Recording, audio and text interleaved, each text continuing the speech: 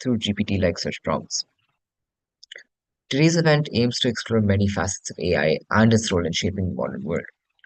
We'll delve into topics such as AI's impact on schools, its integration into decision-making processes, potential to enhance our internet privacy, and the broader ethical implications of creating intelligent systems.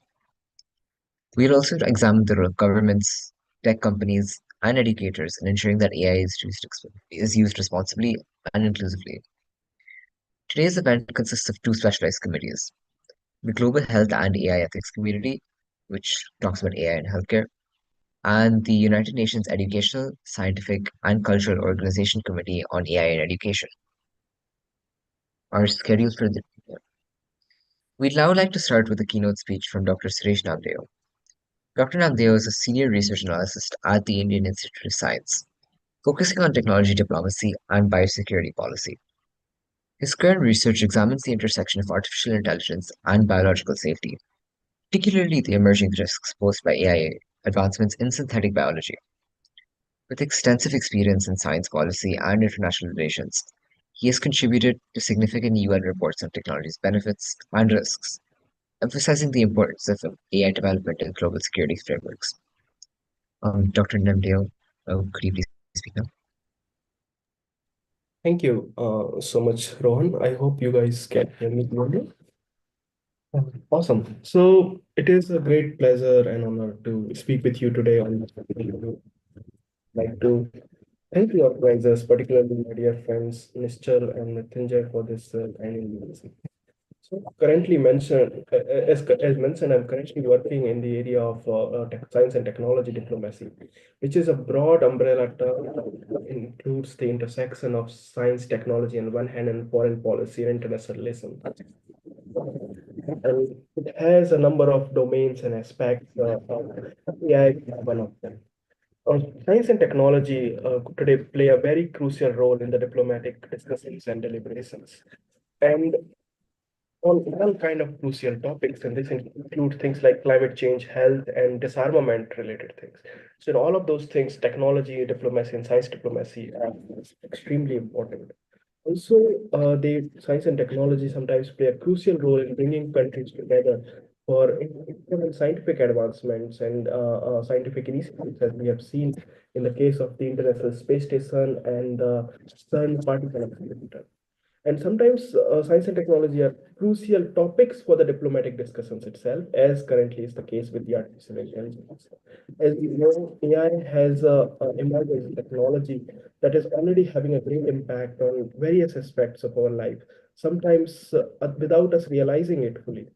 And not all of those impacts are positives. So there are increasing number of concerns related to ethical, privacy, safety, and security issues as AI, and this across various domains and sectors where AI is applied. Some of the key issues that are currently important are the diplomatic discussions are also related to who is creating and developing those AI models. Currently, what we see, a lot of those models are developed by few countries in the global north.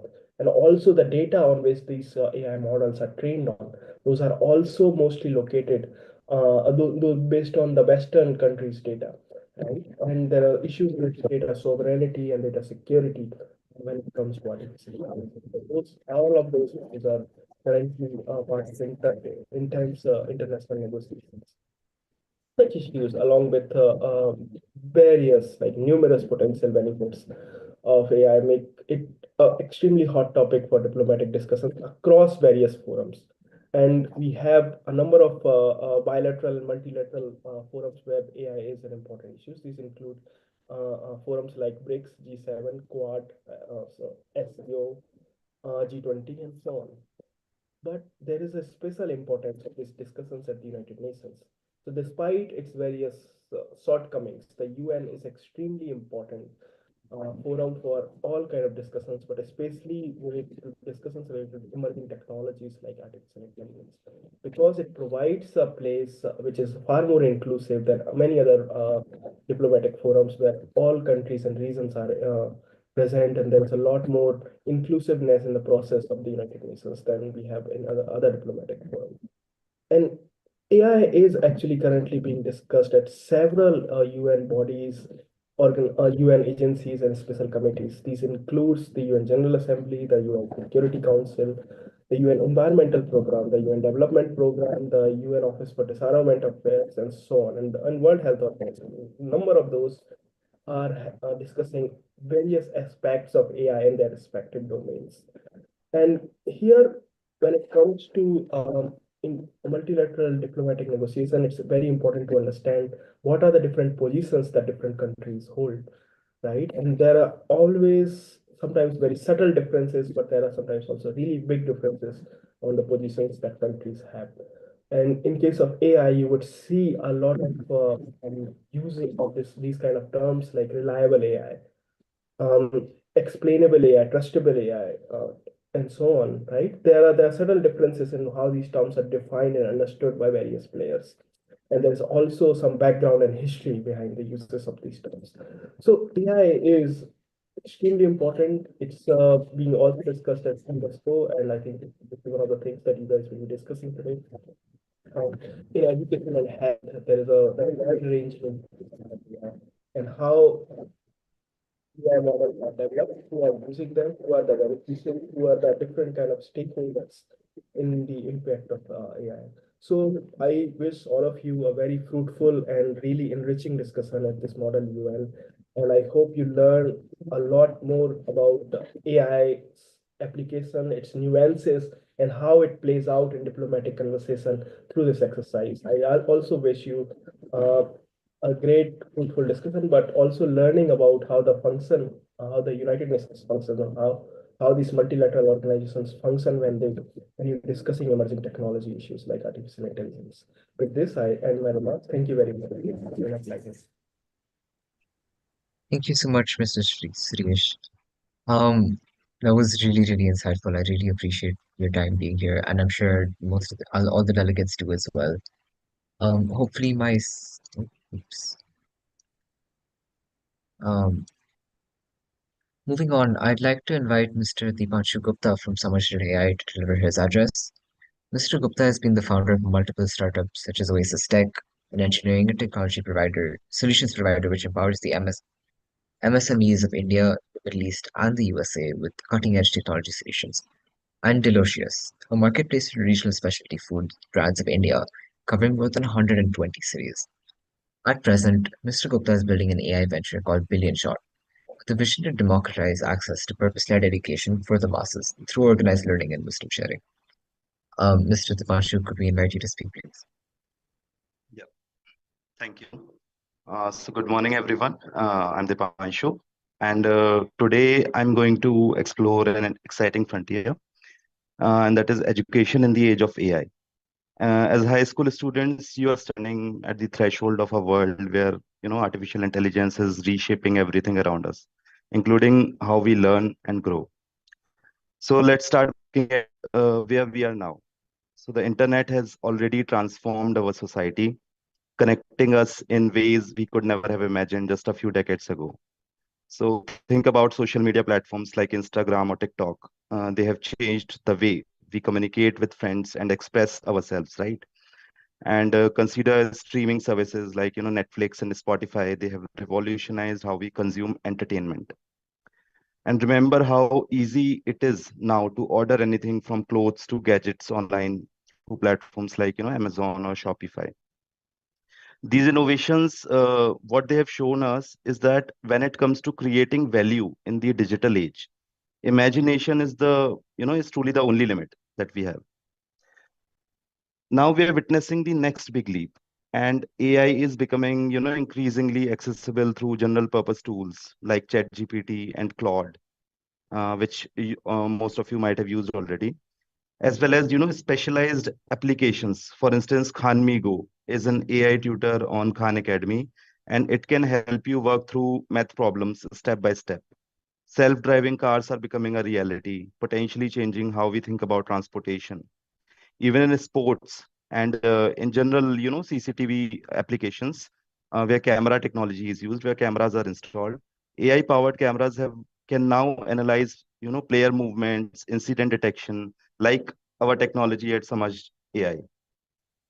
And the CCTV footage or the camera footage can actually help coaches to make better decisions for players' performance improvements, etc. Just as YouTube changed how we consume content, if you remember, uh, s- uh, even a few years ago, we had to wait for the next TV show, favorite TV show to come out, the next episode to come out. Now everything is, consumed through streaming services. And Amazon has transformed how we shop. So all this was possible when the AI, um, basically all this technology was built on internet, and internet was used as the base technology. And now we can expect visionary individuals, perhaps some of you in this room as well, to use AI as the foundation to build products and services that will transform society. And I truly believe that we are on the brink of seeing population level impactful systems emerge in near future, which are powered by AI. Now, education is one of the fundamental systems responsible for, survival and thriving of individuals in our society. It plays a crucial role in shaping our future. That's why it's so important to explore how emerging technologies like AI can augment our education system, opening, new doors to the future. AI presents an unprecedented opportunity to transform how we learn and evolve. Imagine having a personal AI tutor that understands your learning style, and adapts its teaching methods accordingly. Or picture a system that can instantly translate complex scientific papers into easy to understand summaries, making cutting edge research accessible to everyone. But AI's potential goes beyond just improving how we learn in classrooms. It has the power to help each of us uncover our unique paths and passions. Think of AI as a personalized guide, always ready to provide the right information exactly when you need it. Whether you are curious about marine biology, passionate about music production, or interested in sustainable architecture, AI can curate and deliver relevant, up-to-date information tailored to your specific interests, and learning pace. This on-demand access to technology means that learning no longer has to be confined to textbooks or classrooms. You can explore any subject at any time, guided by AI that understands your goals and adapts to your progress. It's like having a mentor in every field, in every with all the specialization available 24/7, helping you navigate towards your dreams. Moreover, AI offers the potential to scale our knowledge delivery systems. For example, an effective teaching method developed in the classroom in New York could be instantly shared and adapted for classrooms worldwide, ensuring that every student has access to the best educational practices. Now, what are the opportunities for builders like us? So this is where all of you come in. Every one of you has the potential to use your intent and imagination to invent new, meaningful ways of creating value for yourselves and others. If we look at the world economy as a measure of, value created by individuals or groups, it's clear that the more useful an individual is to society, the more value they can add, right? So so AI presents each of you with a great opportunity to explore and learn your own unique ways of being useful to society. The possibilities are vast and extend far beyond education. Imagine creating an AI-powered app that helps reduce food waste by suggesting recipes based on ingredients in your refrigerator, right? Or developing a smart urban planning tool that optimizes traffic flow, reduces pollution in cities. You could design AI systems that assist in early detection of diseases, potentially saving countless lives. Or build an AI fashion designer that creates personalized, sustainable clothing recommendations. Maybe you will use AI to revolutionize renewable energy distribution or create an AI-powered language learning app that makes cultural exchange effortless. So these are just a few examples. AI can be a powerful tool in bringing your ideas to life, whether they are in healthcare, environmental conservation, arts, or any other field you're passionate about. By leveraging AI, you can become innovators and problem solvers in ways we haven't even imagined yet. The only limit is your creativity and drive to make a difference. So I challenge you to think about how you can be part of this AI driven transformation in education and personal growth. What areas of knowledge do you wish were more accessible? How could AI help you or your peers discover or pursue your passions more effectively? Consider the barriers you have faced in learning or exploring your interest. How could AI break down these barriers, not just for you, but for millions of others around the world? Your unique perspectives and ideas could shape the future of learning and self discovery. So don't be afraid to dream big. Remember, some of the most transformative technologies used today were once just ideas in the minds of young innovators like yourselves. So, in conclusion, I would say that we are living in an era of unprecedented opportunity. AI is not just a tool, it's a gateway to reimagining education, personal growth, and by extension of it, our entire society. As you continue your journey, keep in mind that the potential that AI holds to amplify learning, creativity, and impact. It can be your guide to uncovering a unique path and accessing the knowledge you need to succeed. The future of education and perhaps the next big innovation that changes the world could very well come from one of you in this room. So thank you, and let's build an exciting, personalized future and more that is more relevant to individual needs together. Thank you.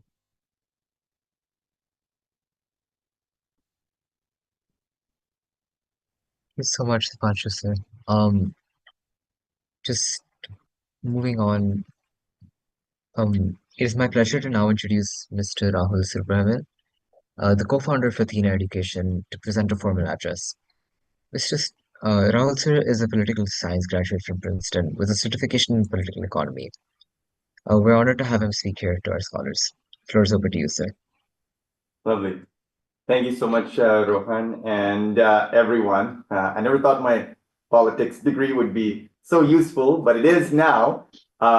So I want to paint a vision for you. Okay, I call it Vision 2050. And I've been thinking a lot about the role of technology in our lives and what a technological ideal would be. And here's my working hypothesis, and I welcome you to critique or build on this. I would love to see a world in which none of the 9-10 billion people on the planet struggles for basic needs. I'm talking food, I'm talking clothing, I'm talking shelter. We have robots doing all of that. Robots planting food, robots picking food, robots manufacturing food, robots delivering food, right? Same for clothing and shelter. There are startups that are 3D printing homes for a fraction of the price. So imagine that. At the same time, you have these tech dystopias, a lot of movies, TV shows, Black Mirror, and so on. So how do we ensure that technology enables humans? And by the way, in this tech utopia of sorts, what do people do? Well, people research. Again, not for a job, but because they want to learn more about life, the universe, and everything. They do art. They play sports. We have time for each other. And some people say, well, if robots are producing food, clothing, and shelter, will people have an incentive to do anything? And my response is, I don't think Virat Kohli is struggling to put food on the table, and yet he's still driven to achieve, to excel, to win, right? Professors at CERN, I don't think they're motivated by, the basic needs. They want to push humanity's understanding of space, time, and everything in between.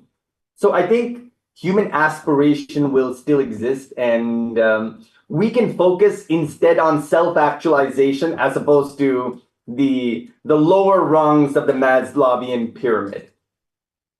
So that's there, but at the same time, how do we prevent, a robot takeover of the planet, which would be unfortunate?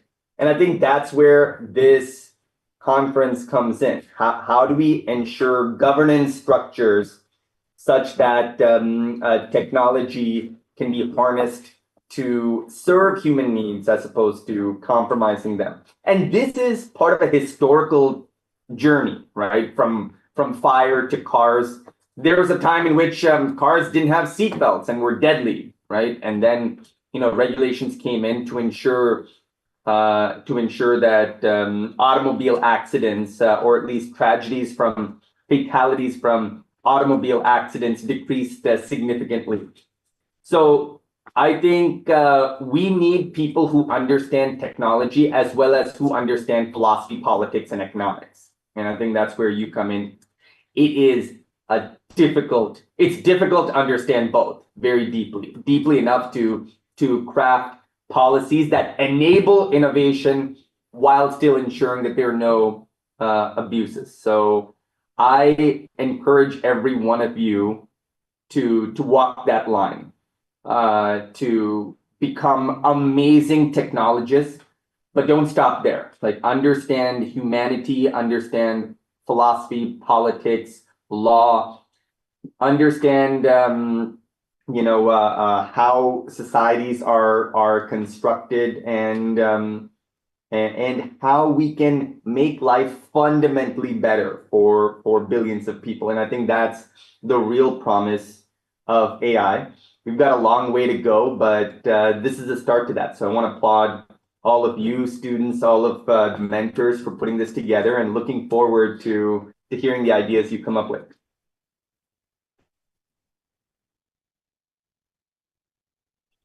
Thank you so much, sir.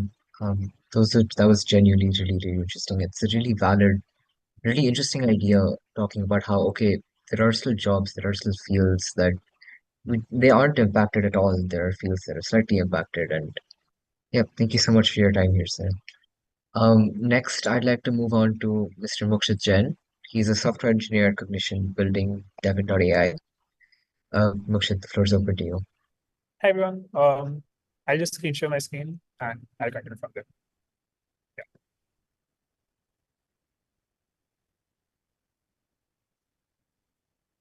Yeah. Yeah. Is this visible? Yeah, thanks. Sure. So my talk is going to be on AI in engineering and like how AI is transforming the developer space and how it like indirectly impacts other fields as well. So 1 second. Yeah, a bit about me.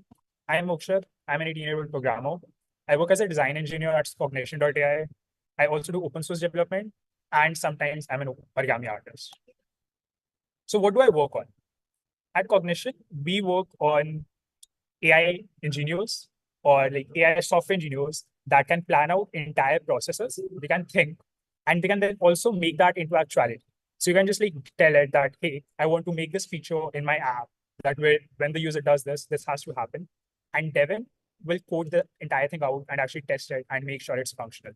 So it's basically like an engineer that would be on your developer team, but this is an AI and it can do multiple tasks at once. And you can queue multiple Devins at once. So here you can see a screenshot where I asked Devin to do a task and it started with it. And you can see like the code changes it made at each point. It's thinking about the plans that it has to make. But that leaves a question. What do we mean when we say AI can think or AI can plan? Because like AI isn't a human, like it doesn't have a brain. What can it think? But like in today's generation, we are no longer in the time when AI just means like keyboard autocomplete that corrects like from well to hell, or basic recommendation engines that you like might find on Amazon or Zepto or things like that. The current leading AI models that are like LLMs or the large language models can do more. At the core of them, they're just next token predictors. So like if you say hello, it might complete the to world or like hello I. But if you think about it, thinking like the way humans do is in a way also just like predicting what the next word you are going to say. So in that sense, next token prediction is thinking. And what happens when you like give yourself more time to think, like more time to process what the next word you're going to say is, you get a better outcome.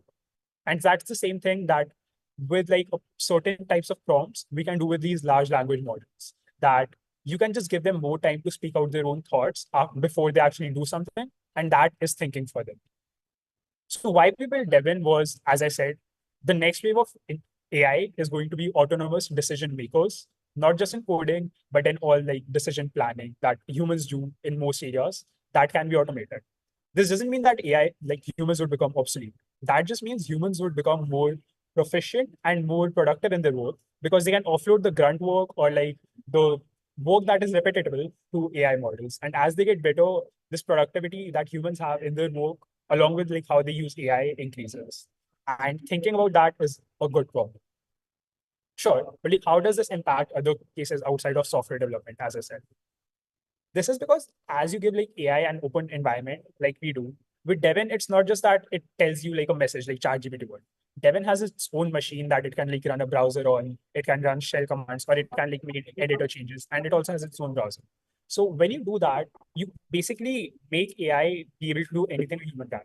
Because if you think about it, if Devin is the only AI that has access to a browser, it can order from Domino's. Like that is not a software task. Because it has its own browser, it can do tasks like that. And once you give AI access to like all these external things, it can think more because like, it can ask its own questions. It can research independently on those questions. So once that happens, AI becomes an excellent tool as a research guide in any other fields that we humans think that we can Google. But AI, once like it has that access, it can do more things. And that's where the indirect part comes from. That like once you give AI these tools, that's what happens. And like that leads the question of what is the role of human, what is the role of AI. But currently, I believe that the rule this only makes like humans better at their job because they can focus on the creative, the work that is really human instead of robotic. So yeah, that's my talk. Thank you.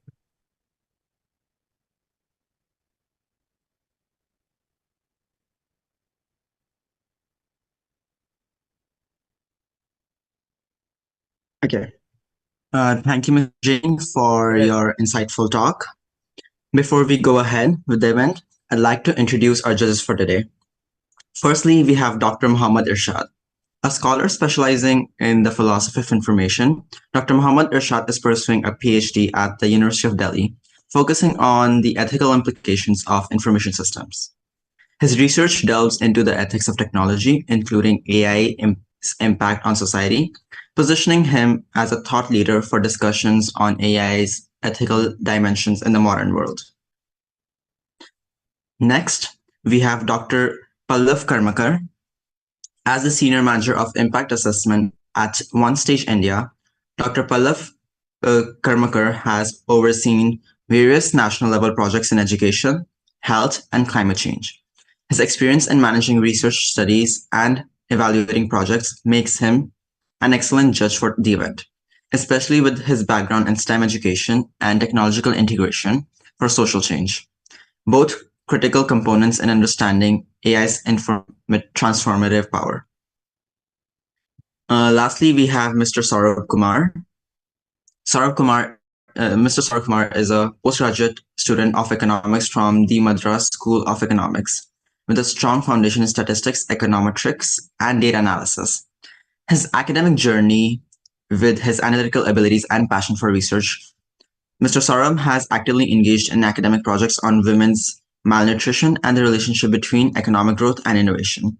Demonstrating his drive to tackle real-world issues through empirical analysis, we are delighted to have Mr. Saurabh contribute his fresh perspectives on the intersection of economics and modern technology at today's event. Thank you so much to all four of our judges, all three of our judges, for taking the time out and judging this event. Dr. Pallav Karmakar and Mr. Saurabh Kumar will be judging the AI and Healthcare Committee. On the other hand, Dr. Muhammad Irshad will be judging the AI and Education Committee. We will now begin with the breakout rooms. Please join the one relevant to your committee. Thank you.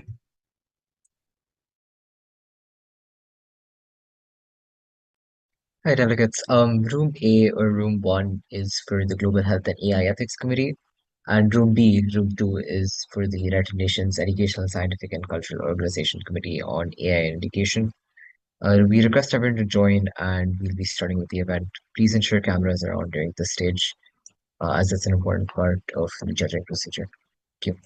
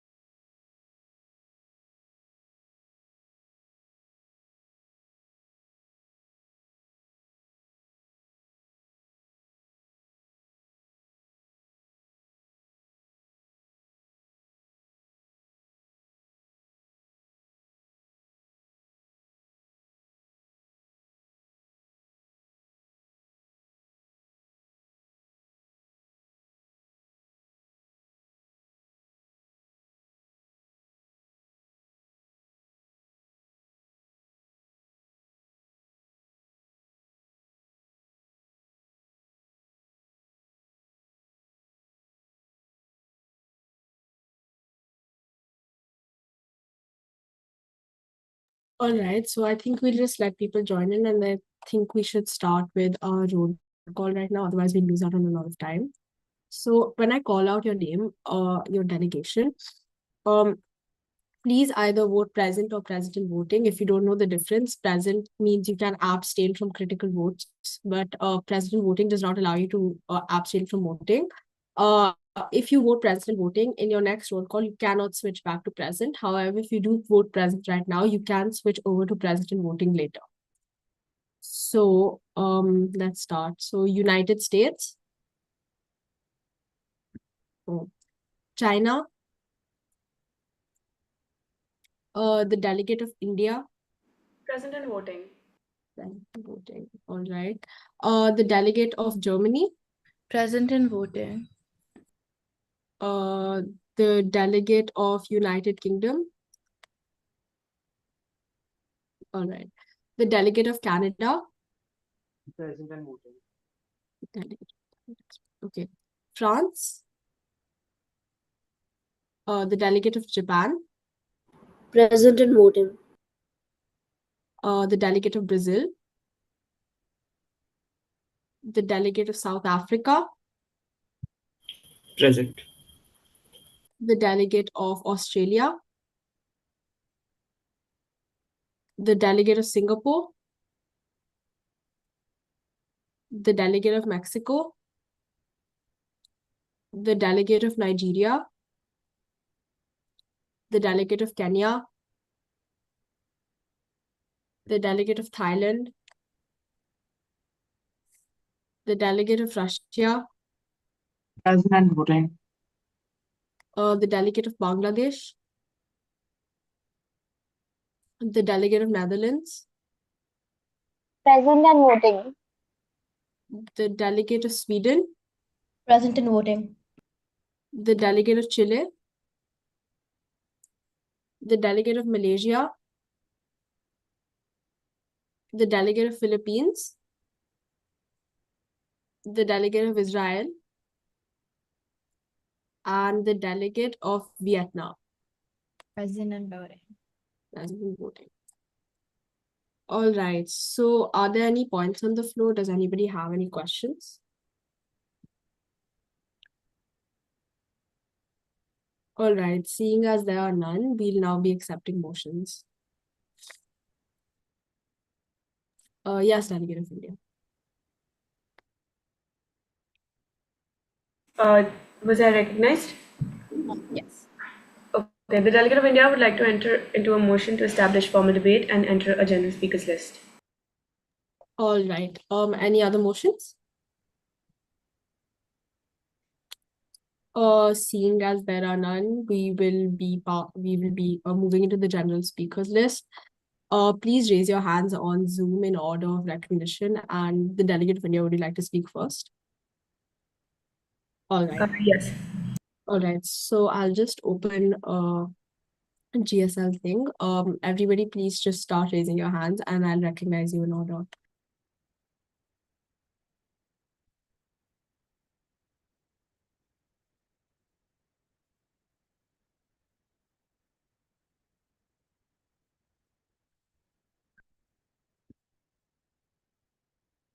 Except for the delegate of India and Vietnam, are there no other delegates that would like to speak? All right, Russia, then Germany, then Japan, then Canada. So currently we have the delegate of India, followed by the delegate of Vietnam, then the delegate of Russia, then the delegate of Japan, the delegate of Canada, then the delegate of the Netherlands, and Germany. Are there any other delegates that would like to speak, or is that all we have? All right. We will now be entering a general speakers list, and the order that we'll start with the delegate of India. All right. Should I start at a self countdown? Yeah, sure. All right. I'll start at a self countdown of 3, 2, 1. Respected executive board and fellow delegates, today we stand at a threshold of a healthcare revolution globally as well as in India, fueled by the integration of artificial intelligence and robotics. Global giants like Pfizer and Merck are harnessing generative artificial intelligence for drug discovery, and here in India, biotech startups such as Bharat Biotech and Giant Labs are pioneering patient-centric applications and transforming drug development. India's journey with robotic surgery began in 1998 and it has since expanded across both private and public hospitals. With the surgery, we are witnessing a future market of medicine unfold before our eyes. With the surgical robotics market set to grow at a five-fold by 2025, driven by a 20% annual growth rate, we are witnessing a change. During COVID-19, companies in India such as Wipro took help of artificial intelligence for diagnosis as well as prognosis of patients. However, providers, tech innovators, and government agencies must provide in order for AI to give its full potential. Public-private partnerships are essential for integrated AI into our existing healthcare system. Investment in robust data infrastructure is critical as the accuracy of AI tools relies on large and diverse data sets. Equally important is ensuring data privacy and security of patients. Furthermore, interoperability with existing electronic health records is challenging and we must tackle head-on. Our medical training programs need to incorporate artificial intelligence and robotics into curricula and establish fellowship programs for robotic surgery to prepare our next generation of healthcare leaders. India is a very diverse country and it is only reasonable to say that we cannot afford to get each doctor throughout the country well acquainted with AI and each citizen well informed about what AI does. However, that does not mean that we are not willing to make modifications in the future and eventually adopt to the ways of the modern world. Thank you. All right, Delegate, thank you so much for your speech. Now we'll be moving on to the delegate of Vietnam. Good morning, fellow delegates and respected chairs. The delegation of Vietnam is honored to be part of this esteemed committee as we address the global health crisis and the role of AI in healthcare. Vietnam's experience in navigating public health challenges, such as our successful COVID-19 response, underscores our commitment to science-based solutions, early intervention, and community-driven healthcare. Through rigorous contact tracing, testing, and clear communication, we minimized loss of life and demonstrated the importance of a coordinated national approach. As AI continues to revolutionize healthcare, Vietnam embraces its potential but remains vigilant regarding the ethical concerns it raises. Data privacy is paramount in our approach. AI relies heavily on personal health data, increasing the risk of breaches and unauthorized access. Vietnam prioritizes building strong regulatory frameworks modeled after global standards to protect patient privacy while utilizing AI to improve diagnostics and treatment outcomes. Vietnam is equally committed to addressing algorithm bias, which can lead to unequal healthcare outcomes if AI systems are trained on unrepresentative data sets. Vietnam advocates for the development of AI systems trained on diverse, inclusive data, ensuring that all populations, including marginalized communities, receive equitable care. Our goal is to ensure AI enhances healthcare for everyone, regardless of socioeconomic status or geographic location. One of Vietnam's primary focus is on ensuring healthcare access and equity. We recognize the risk of AI widening the gap between rural and urban healthcare. To counter this, Vietnam is working to integrate AI in telemedicine and remote care, providing real-time health consultations and monitoring rural and undeserving populations. This approach is aimed at expanding access to quality healthcare across the country, regardless of location. We also recognize the importance of accountability in AI-driven healthcare.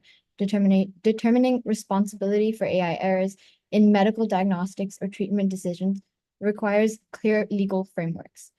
Vietnam supports the establishment of national and international guidelines to ensure both healthcare providers and AI developers are held accountable, in safeguarding patients while encouraging innovation.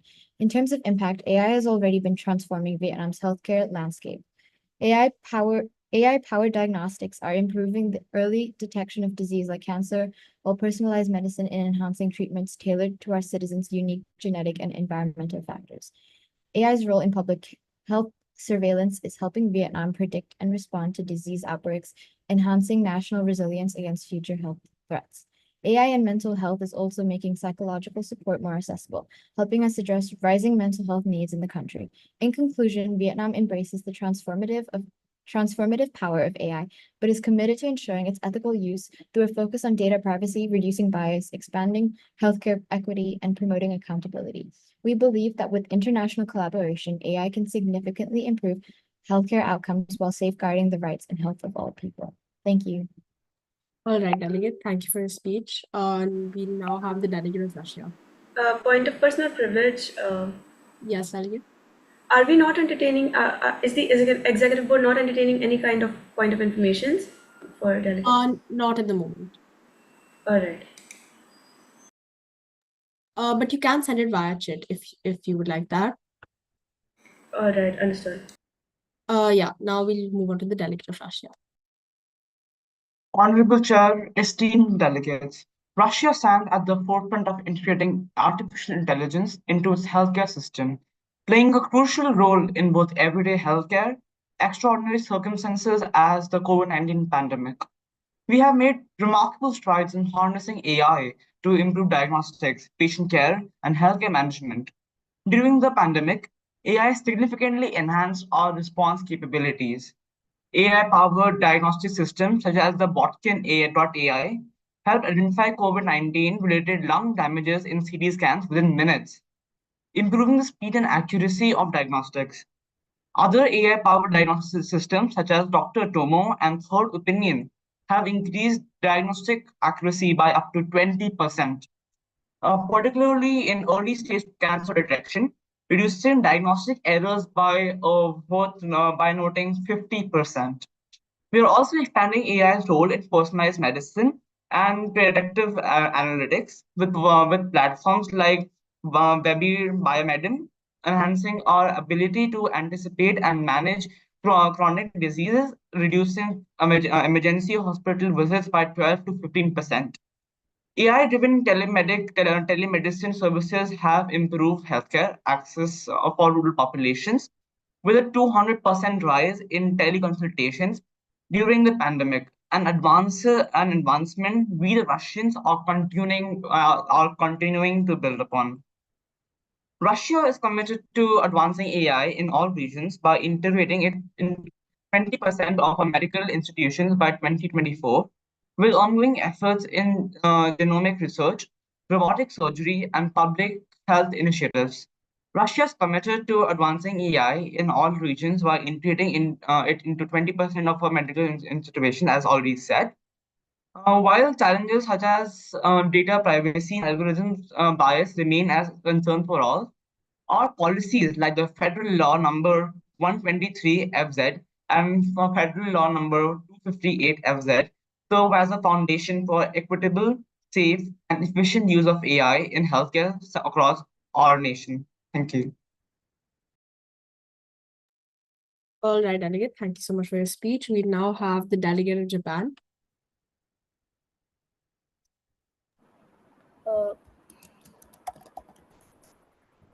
Esteemed delegates and executive board, today I stand before you to address a topic of paramount importance: the integration of artificial intelligence in healthcare, particularly in the context of Japan. As we navigate the complexities of modern medicine, it is crucial to recognize the transformative potential of AI in enhancing patient care, improving efficiency, and ultimately saving lives. Japan, known for its technological advancements and commitment to quality healthcare, is uniquely positioned to harness the power of AI. With a rapidly aging population and an increasing demand for healthcare services, the incorporation of AI technologies has never been more essential. First and foremost, let us consider the benefits of AI in diagnostics. AI algorithms can analyze medical images with remarkable accuracy, often outperforming human specialists, and we can also avoid parallax error from this. For instance, in the detection of diseases such as cancer, AI can identify abnormalities in radiology scans at an early stage, enabling timely intervention and better outcomes. This not only enhances the diagnostic process, but it also alleviates the burden on healthcare professionals, allowing them to focus on patient interaction and care instead of focusing on such menial tasks. Furthermore, AI is revolutionizing personal medicine. By analyzing vast amount of patient data, including genetic information, AI systems can help tailor treatments to individual needs. This is particularly significant in Japan, where the focus on precision medicine is growing. The ability to predict how a patient will respond to a particular treatment can lead to more effective therapies and reduce trial and error approaches, ultimately improving patient satisfaction and health outcomes. While we acknowledge the possible privacy issues with AI analyzing data sets of uh, data sets of patients, and that could lead to issues such as discrimination. Uh, it is still really beneficial in revolutionizing personalized medicine. For example, Fujifilm's AI imaging has developed AI systems which can analyze X-rays and CT scans to detect conditions such as lung cancer and pneumonia. Uh, Personalized cancer treatment. Prefer networks. This startup utilizes AI to analyze genomic data to predict how individuals will respond to cancer treatments. AI can be used in robotics for surgery, such as Cyberdean's HAL, a hybrid assistive limb. This robotic system uses AI to assist surgeons during operations, which reduces risk and enhances precision. Uh, and hospitals like KO University are employing AI-driven analytics to predict patient admissions and optimize staffing. This leads to better resource allocation and improved patient flow. Also, during the pandemic, AI systems were deployed to analyze chest X-rays and CT scans for signs of COVID-19 pneumonia. Hospitals in Japan adopted these AI tools to assist radiology in diagnosing the disease more quickly and accurately. Yeah. All right, delegate, thank you for your speech. Can we have the delegate of Canada now? Honorable Chair, distinguished delegates, the integration of AI in healthcare presents unprecedented opportunities for improvement and innovation. As Canada's representative to the Global Health and AI Ethics Committee, it is important to emphasize that this opportunity comes with the responsibility to ensuring AI is utilized in a fair and ethical manner that benefits everyone. Canada believes strongly that healthcare is a basic right rather than a privilege. Canada is actively implementing AI in healthcare to improve access and outcomes. The, the government is investing in AI technologies, focusing on ethical use and privacy protections. Initiatives aim to enhance patient care while addressing existing healthcare gaps. However, without careful rules, AI could make current gaps in healthcare even worse, especially for those who already don't have proper access. So, it's crucial that we protect personal health data and make sure that AI systems are clear and fair. As a result, Canada is ready to work with the global community to create stronger guidelines that go beyond the current WHO ones, supporting innovation while prioritizing accountability and ethical practices. Thank you. All right, delegate, thanks for your speech. We'll have the delegate of Netherlands now. Yes, ladies and gentlemen, esteemed delegates. Today, I am honored to share the Netherlands' unwavering perspective on integrating artificial intelligence in healthcare. The Netherlands fully embraces the transformative potential of AI in healthcare, particularly in terms of enhancing diagnostics, tailoring treatment plans, and optimizing operational processes. However, the Netherlands is steadfast in advocating for the ethical and responsible application of AI in healthcare, and we firmly support the implementation of stringent regulations to ensure that the use of AI in healthcare is transparent. Data privacy is also a top priority. By adhering to the GDPR, the Netherlands ensures that patient data is protected, emphasizing informed consent and security in the AI usage. Furthermore, the Netherlands firmly believes in preserving the human touch in nature in healthcare. AI should be viewed as a complementary tool to augment the enterprise expertise and compassion of healthcare professionals rather than for substituting for them. In conclusion, the Netherlands sees AI as a powerful asset in advancing healthcare, but we are resolute in our commitment to responsible implementation and an unwavering focus on patient well-being. Thank you. Thank you so much, delegate. Now we'll finally have the delegate of Germany. I'll be starting in 3, 2, 1. Honorable Chair and fellow delegates, let me just start by saying that Germany is in the top 4 countries globally when it comes to AI in healthcare. Now, let's talk about AI in healthcare and its impact on the economy of Germany. So, AI's integration into Germany's healthcare system holds a great promise for cost efficiency, productivity gains, as well as fostering innovation. It is a positive for Germany's economy, especially as my country navigates an aging population and therefore the need for technological advancements in healthcare.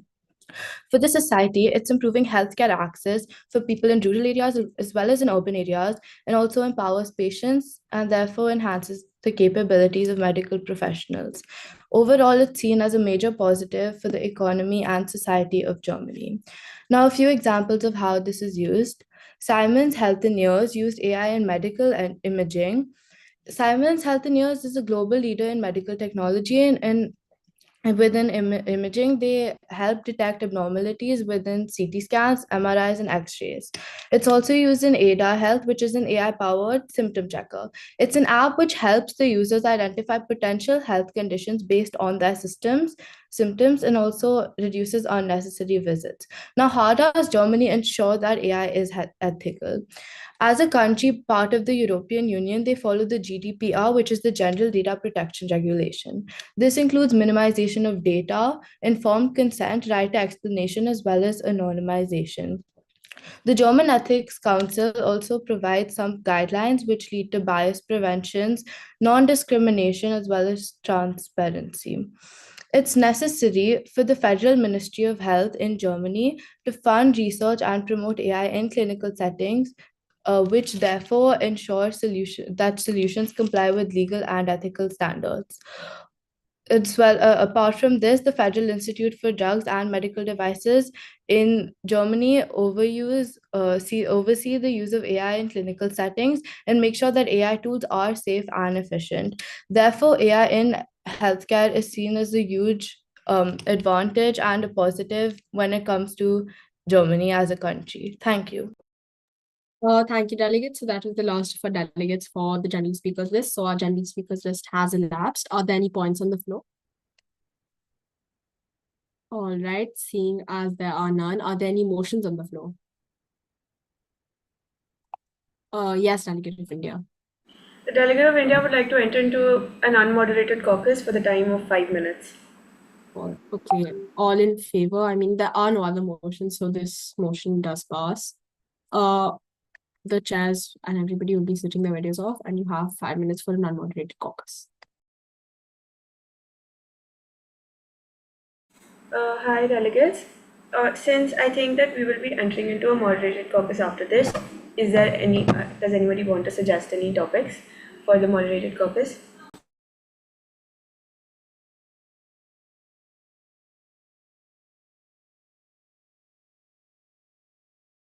Okay, seeing that nobody wants to suggest, I had certain topics in mind, and if we can come to a conclusion regarding passing those topics, I think that would be a good idea. I had put it in the group earlier as well. I think we should talk about setting uniform international ethical limitations, since ethical limitations is one of the main concerns right now. So that was one of the motions that I suggested. Another one was related to the social and economic effects of adoption of AI in healthcare. And then the third one was deliberation on the enforceability of AI in healthcare, and that was basically just for gathering points related to the DR. So, can you all tell me what you think about the points, and if you have something else? I guess. I just want to ask one thing. Is this UNESCO? No. Sorry. Yeah, I agree with you. And our main focus right now should be AI and like how it's ethical in healthcare, I feel, because that's mainly what everyone's been focusing on. So, but I agree with the other 2 points. But I feel like that's one point we should mainly focus on. No, I agree. I think we should focus on maybe a specific solution that we all agree, and then I don't know, something related. Specific solutions with respect to ethical concerns. Yeah, how to mitigate. Right? Kind of I guess For different countries, there would be like separate rules and regulations they need to follow. So that would be country specific, not like something all countries, like pertaining to all countries. But we should focus on like a global scale, how we are able to mitigate that, right? Isn't that what we're supposed to do? Right. So I think what we can do is so Europe, where a couple of years early, like not a couple of years, I think in 2008, I'm not sure about the year, but the European Union, they formed a document, they all sat together and formed a document regarding privacy, laws related to the privacy and the punishments if that a person living in the European Union would have to go through if they bypass those laws. So I think we could talk about something like that, like talking about certain international laws that we can make that apply to each country, that are irrespective of countries' personal relationships with each other in other aspects.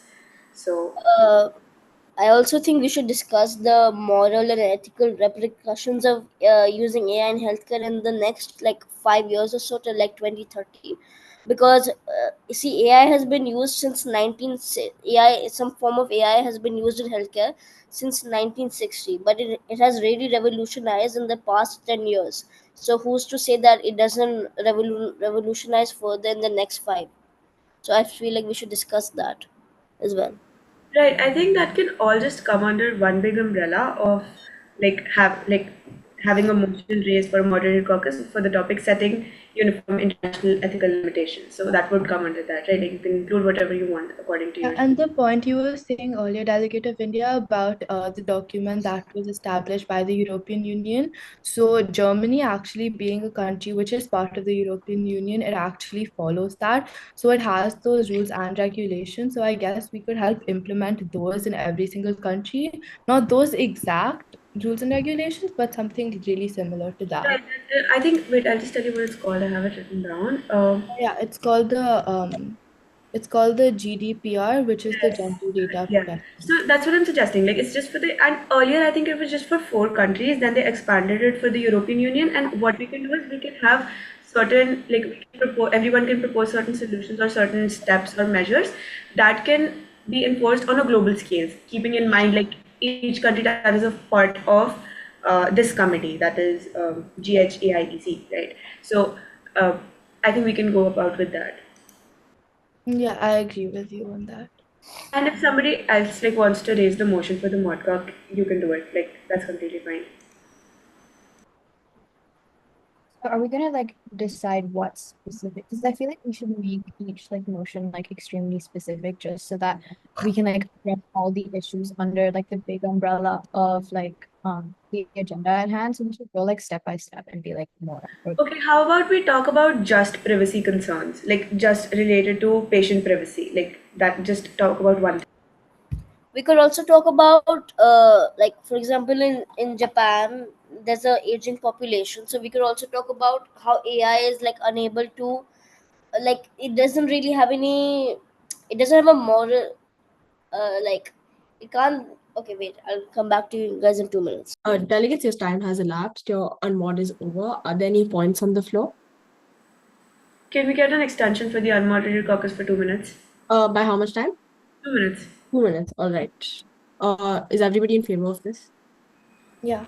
Okay. 2 minutes. You have 2 more minutes. Okay, so Delegate Japan, are you okay with talking about ethical solutions related to ethical limitations with special emphasis on privacy, patient privacy, and patient rights? Are you okay Yeah, with that? so I'm okay with that, but I think we should also consider how like when people's lives are ending or whatever, AI is not like able to AI is not able to correctly like for example, if a disease can't be like cured, there can only be treatment for it. AI doesn't have the same moral compass that like us humans do, right?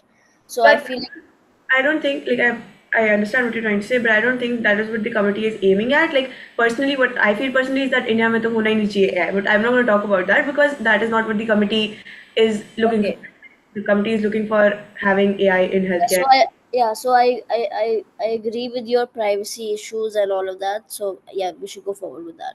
Yeah, plus we should even consider the fact that usually all the other like rules and laws, rules and regulations that are there, they mostly focus on making sure that AI is safe and reliable. So I feel like if we focus on the um patients, they're not getting enough attention on like AI in healthcare being used for their treatments and stuff. So I feel like that would be like the perfect topic to focus on for now.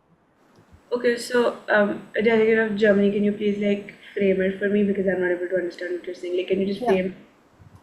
I'm basically saying that usually all the rules and regulations that are there, they're there to, at least in Germany, they're there to make sure that AI is safe, it's reliable, and it's efficient. And I feel like for the patients, they don't have enough attention being given to them. So I feel like focusing on them right now as our main priority would definitely like be beneficial.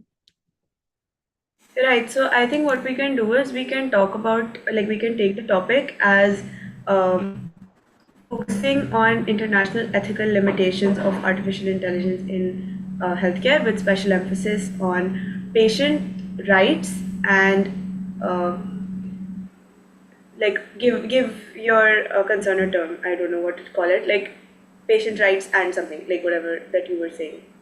On like impacts on patients and or like their opinions. Right. So impact on patient privacy and or we can just say impact on patients and their privacy rights. Yeah. All right, delegates, your time has elapsed. Are there any points or motions on the floor that we would like to raise? All right, delegate of Vietnam. Motion to discuss ethical guidelines for AI in healthcare, in specific to patient privacy. Is that a moderated caucus? And if so, for how long? And per speaker time is how much? So 10 minutes with 1 minute speaker time. All right, all those in favor? Yeah, I mean, there's only one motion, so it kind of has to pass. So we'll be moving into that.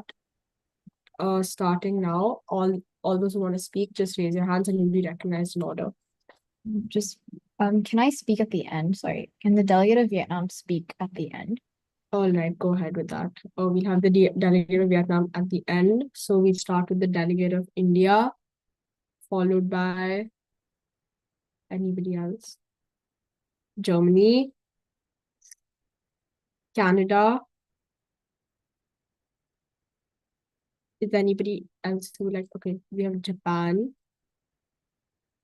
Russia. Is that all that wants to speak? All right. So we currently have the delegate of India, followed by the delegate of Germany, then the delegate of Canada, the delegate of Japan, Russia, then Vietnam at the end. Is there any other delegate who would like to speak and I missed out on their name? No. So we'll be moving into a moderated caucus on the motion and the topic that the delegate of Vietnam has raised. Delegate of India, you can start with the self-count. Point of personal privilege. Yes, delegate. Can you propose a motion for entertaining point of information in a moderated caucus? All those in favor of this? So you're saying after every speech there has to be one POI mandatory? Yes, if there is any POI. All right. Since most people are in favor, we're going ahead with that. In India, you can start with a self countdown whenever you're ready. All right. Okay, I will start with a self countdown of 3, 2, 1. Today we stand at the forefront of a revolution in healthcare fueled by artificial intelligence. The potential of AI to enhance patient outcomes, improve diagnostics, and streamline our systems is remarkable. However, as we embrace this technology, we must confront the ethical concerns it raises. First, transparency is crucial. AI systems must disclose their decision-making processes that patients and healthcare professionals understand how conclusions are reached and why so. This transparency forefronts trust and also builds a relationship between the AI and the patients. Second, we must address the bias. AI algorithms can perpetuate discrimination if not carefully monitored, and it's our responsibility to ensure all patients benefit equally from the advancements, especially in a country like India where the population is such diverse. Third, we need clear accountability. As plays a large role in healthcare, we must define who is responsible for mistakes that occur, ensuring patient protections are in place. Lastly, patients must retain their rights. They should have the power to understand and challenge AI-driven decisions. Delegate, your time has elapsed. Can I conclude? Go for it, concluding statements. In summary, let's harness AI's potential while prioritizing ethical considerations. By focusing on transparency, fairness, accountability, and patient empowerment, we can create a future where technology serves for all of humanity. And let's not forget, in the race of technology, it is us humans that need to be benefited, and if we are not, then it is not a race at all. Thank you. All right, thank you so much. Delegate of Germany, we'll have you on the floor now. Okay, starting in 3, 2, 1. Let me just start by telling you what Germany has already done, focusing specifically on the patients and how this can sort of influence the rules and regulations that are established for the global world and like all the countries. So firstly, as stated in the GDPR, what it does is data minimizations. So AI basically uses only the data which is necessary for them for the particular task that they have to perform. And as for the patients, they must provide consent for their data to be used, which ensures transparency as stated by the delegate of India. Then the right to explanation. So whatever decision is made by the AI that affects the patient's healthcare, it must be explained either by the AI or the medical or health professional. Then anonymization. Patient data which is used to train AI model must be anonymized. This helps and protects individuals' identities and ensures that data is not misused. It's also necessary to... Your time is elapsed. Concluding statements, please. Okay, I would just like to say that it's necessary to focus on the bias, discrimination, and the transparency overall to conclude that AI is fair and ethical when it comes to AI in healthcare. All right, so I think Vietnam had a POI for either India or Germany, so please go ahead. Yeah, my POI is for India. How does the delegate ensure the effectivity in terms of the international scope? Try to reply, Chairperson. Yeah, please go ahead. Delegate of Vietnam, delegate of India as a particular entity representing a particular nation cannot talk for all the countries and cannot talk globally. And the delegate of India can't talk about concerns and effectiveness in China, right? So I can't talk globally. But with respect to India, I think the effectiveness is clear in the sense that specifically in urban areas, many hospitals are using AI in like public and private hospitals are using AI for maintaining records, diagnosis, as well as prognosis, which I feel is the most that we can do right now, considering our population is vast, and having doctors as well as citizens educated about artificial intelligence is actually a really robust task, which India is taking head on, but it will take time and the effectiveness will prove itself over time. And as I said, I can't talk about it and I can't talk for the other countries, so I can't talk globally, sorry. Are POIs to like the second degree permitted? Yeah, we don't have anything else, so please go ahead. Thank you, Delegate of India, for your speech. The Delegate of Vietnam recognizes that India is not able to talk in terms of specific countries, in terms of other specific countries, but as this is an international forum, the Delegate of Vietnam would like to maybe rephrase their POI in terms of how does the delegate ensure effectivity in ensuring kind of broader arching guidelines in terms of healthcare, in terms of AI in healthcare?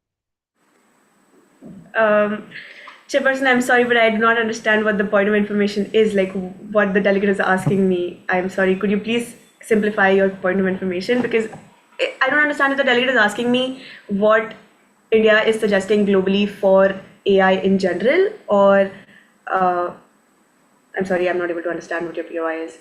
Delegate, can you please go through this via chat now, because we do have to finish the other speeches, but you will be marked the same for POIs, but please go through this via chat. So were there any points of information for Germany's speech, or can we go ahead with Canada? All right.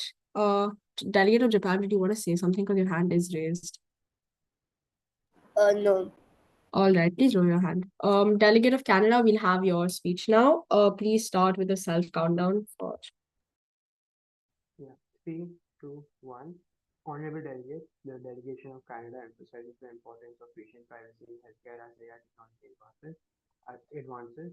Canada's Personal Information Protection and Electronics Documents Act, which is CIPPDA, establishes guidelines for handling personal health information. However, the rise of AI necessitates a review of these regulations to ensure they challenge these new challenges that are becoming more and more prevalent as AI advances.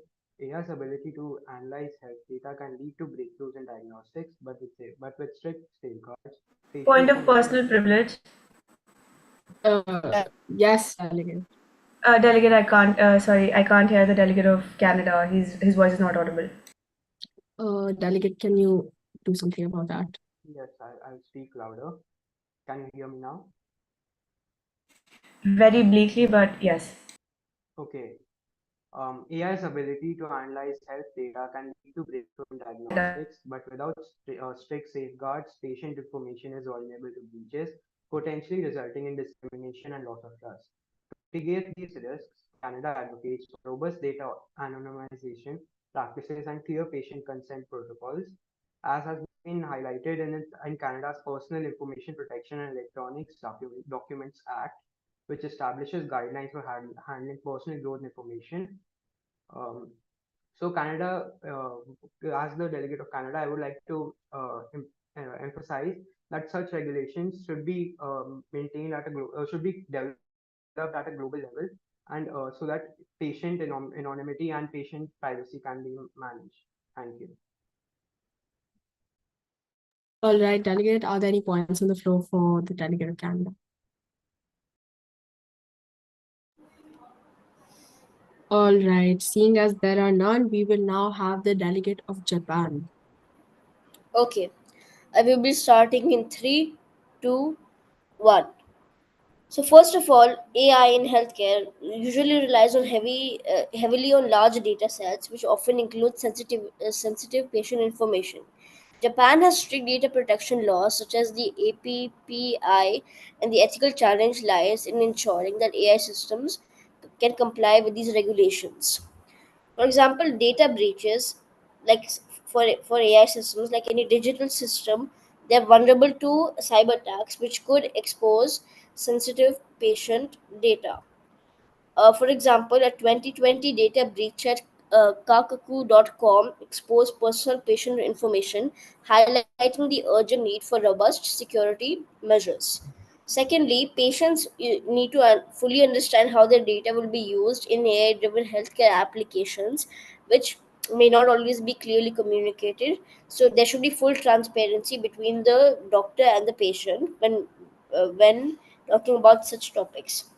Thirdly, Delegate, your time is elapsed. Please concluding statements. okay. Thirdly, AI is only as good as the data it has been trained on. So if the data is biased, it may make unfair or inaccurate predictions, potentially affecting treatment recommendations. Uh, to conclude, the data that AI is trained on should be vast. There should be clear transparency between the patient and the doctor, and AI systems which are vulnerable to cyber attacks should be further strengthened to make sure that information leaks do not occur. Thank you. All right, are there any points on the floor? Yes, India. I have a point of information for the delegate of Japan. Go ahead. Delegate, if I'm not wrong, you stated in your speech that there should be transparency between the AI and the patient, right? But My question to you is there not a necessity for transparency of your healthcare and your results and your success rate of robotic surgeries and AI surgeries on patients with other countries? Like Japan has been famous for not openly giving its data out regarding regarding the reports and everything related to the healthcare to other countries, and I'm sure there is a reason for that. So if transparency is so important, then why not transparent with other countries as well? I'm sorry, can you rephrase your question? I didn't really understand it. My question to you basically is that, okay, can I rephrase, please, Chairperson? Yeah, go ahead. If I were to rephrase, I'm basically just asking you that if transparency is so important between AI and the patient, then why isn't transparency with other countries equally important? Because Japan does not disclose any data regarding its success rates in robotic surgeries or its success rates whenever AI is involved in medical trials. So why not transparent with other countries as well? Okay, I do not currently have a response to that question. Can you pass this via EB and I'll Delegate, respond in due time. can you just respond? Yeah, just let him respond back. Okay, now that that's over, we have the delegate of Russia. You have the floor. Please start with the self countdown. 3, 2, 1. As Russia progresses into the world of AI and integrating AI into healthcare, we have developed many different AIs and many different uses of AI in our healthcare system. From the Botkin.ai care mentor for care mentor AI, Celsius, Third Opinion, CoBrain, Radlogics, Diagnocat, and much more. Russia acknowledges its challenges in data privacy, especially concerning cybersecurity threats. And to address these issues while integrating AI into our healthcare, we have enacted many federal laws, like the Federal Law Number 152 FZ, which actually mandates strict processing and storage protocols for personal data. Additionally, our Federal Law Number 258 actually creates a digital sandbox to test AI application in a controlled environment, which is monitored by the government for privacy. Russia, concluding statements, please. To summarize, we would like the world to work on a global forum to actually come to something similar like we Russians have, with furthermore transparency across. All right. Are there any points on the floor? Yes, India. I have a point of information for the delegate of Russia. Go ahead. Delegate, you very clearly stated two very prominent laws in your federal system. But I would also like to say that your federal system also has a law that clearly states that the state of Russia will not enter into war, which was clearly and very eminently broken by Russia when it entered into war with Ukraine. And around 5 to 6 laws were very clearly broken by by the president of Russia himself. So how is a country that breaks its main laws, that are its fundamental constituent laws, openly and publicly, and that to the president of India, how are we supposed to know that a country would benefit with AI if certain laws in your constitution state that that personal data will not be circulated or anything related to AI as a tool has already benefited our healthcare system, as shown showcased by results during the COVID-19, as well as our development and fight against cancer. As long as our concerns regarding our policies is we have appointed different, we plan to appoint different delegates and officers to go constantly monitor data privacy breach, as well as software engineers to ensure strong actions against cybersecurity in the future. Can I have a follow-up, please? Yeah, follow. Go ahead. Russia, during the war that you are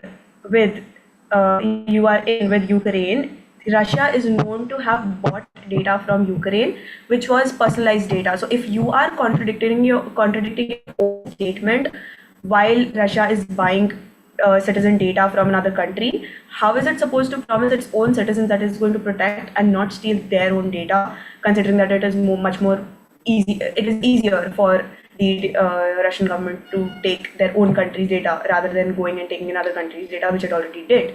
So how do you promise your citizen security in that sense? Board, can I have some time to reply this via chat? Go ahead, but please reply to it via EB. Sure. Delegate of Germany, your hand was raised. Did you have anything to say? Yeah, I had a point of information, but it was something very similar to what the delegate of India had asked, so it's okay. All right. Now, finally, we'll have the delegate of Vietnam. And before we go ahead with the delegate of Vietnam, sorry, can we please have all delegates' videos on because it'll foster like better debate, please. Thanks. Okay, delegate of Vietnam, you have the floor from a self countdown.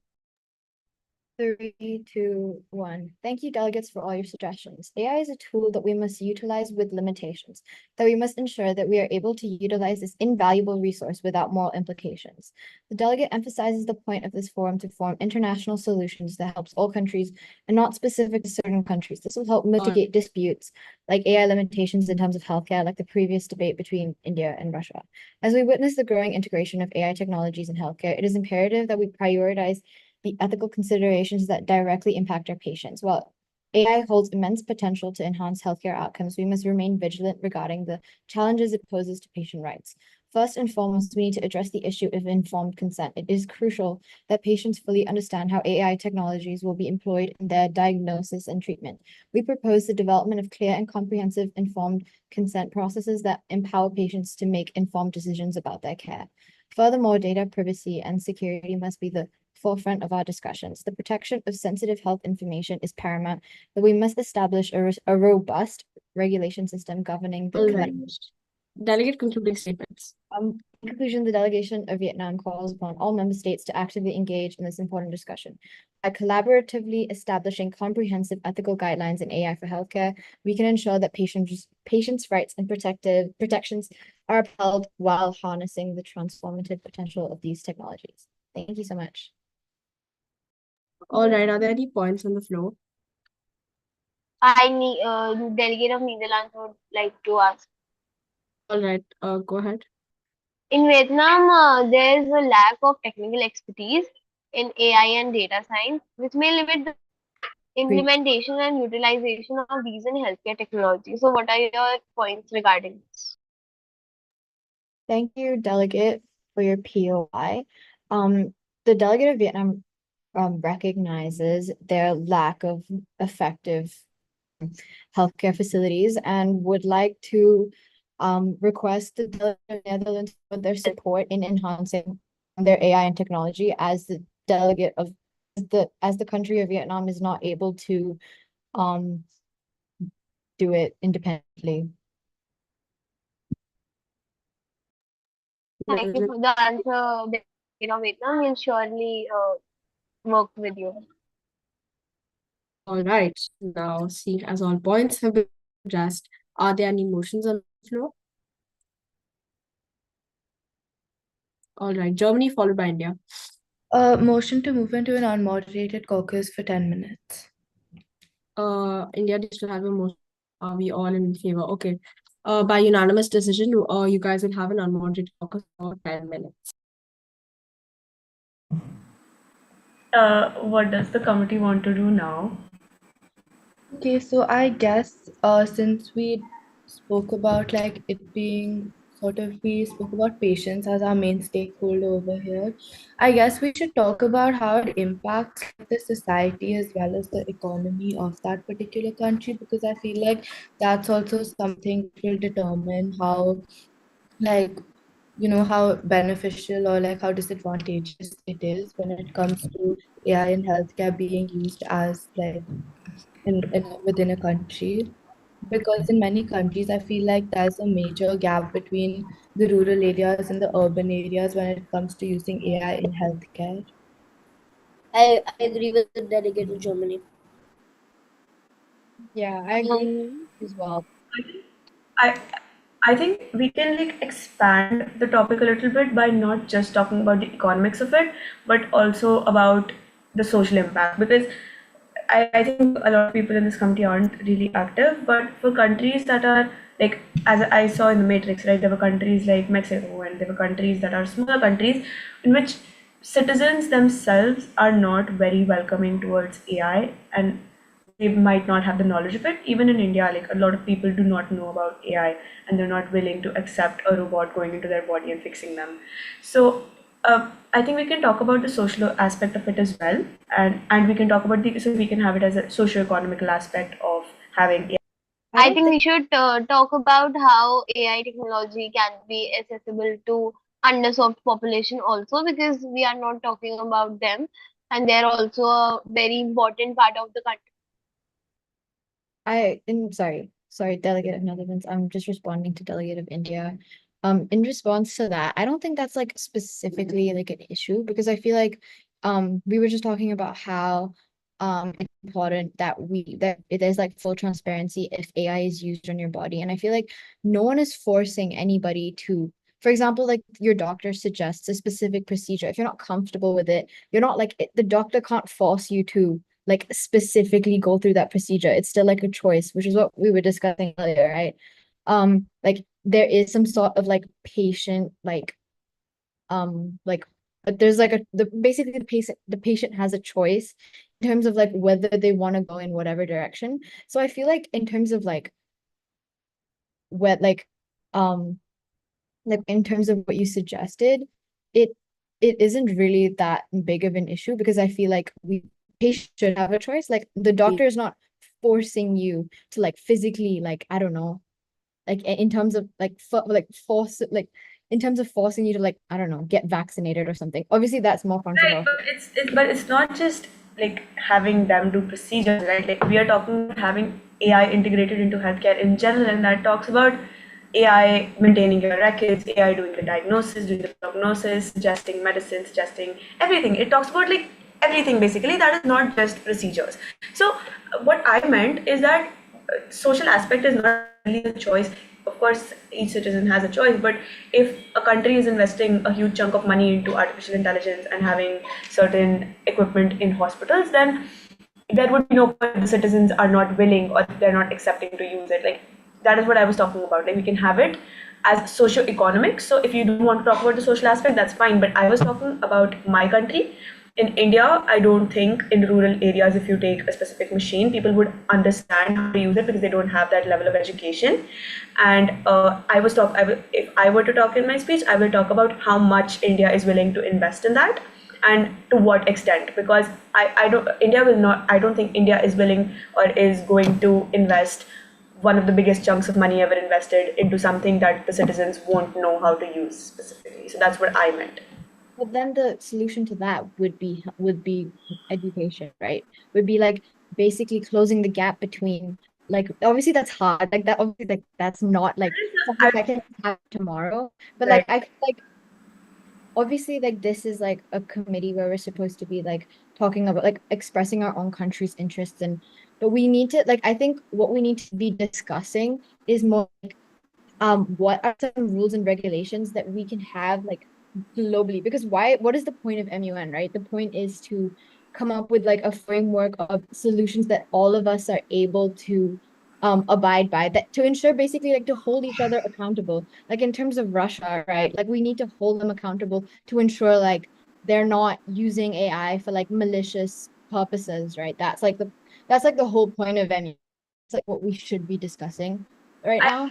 I understand, but at the end of the day, a country is going to sign a document a draft resolution, which has a certain amount of commitment that it can't give. So it's important to talk about what what the country itself can offer, because if I don't think it's relevant much to all the countries present here, but if any country, for example, if say Iran or Iraq were to be present in this committee, not able to invest in artificial intelligence because as such their conventional doctors themselves are very inefficient. So I was talking about, we can talk about what us as an individual country can offer, And then, like, it also depends on how much time we have left for the discussion for the DR, because I think it'll take time to discuss the DR solutions as well. But like you're not hearing my point in this situation. Like the whole point of all different countries coming together is to form that sort of middle ground. We're supposed to like talk about we're supposed to decide on kind of like a gray area between like all our different countries' perspectives, putting it into like what can we decide upon that will fit most of our country's interests, and like that will be like effective for everybody, not specific, because what is important to my country may not be important to your country, but I can still acknowledge that certain rules and regulations would benefit your country, even though like there's like a certain like procedure that we like, let's say we decide, I don't know, like I don't know, like in terms of like ensuring health, like the same procedures are offered to like in terms of AI, in terms of like both rural and urban populations, like the economic gap between that. I think that's what like Germany suggested or something. I think like it would be more effective to a country like India, where it's a huge bridge in like the gap, like the income, like there's a lot of like basically economic inequality, and more than like maybe like the UK or the US or Australia or something. But Australia can still advocate for that in terms of like, I will support the other countries in this forum, right? Like do that, even though it doesn't benefit me. Do you understand what I mean? Like we have to come with like we basically have to discuss like our approach as like a committee in terms of, instead of like just Vietnam or like just India or like. I guess if we're thinking like realistically, we can't have the exact same solution for each and every country. So I feel like if we come up with something that Europe has come up with, that's sort of like pertaining to each and every country, because Vietnam might not have the same problems as Germany, or India might not have the same problems that Germany faces. I guess it can sort of be based on like the development of that particular country, and overall it's like regional problems and stuff, and then we can sort of come up with a DR that makes that sort of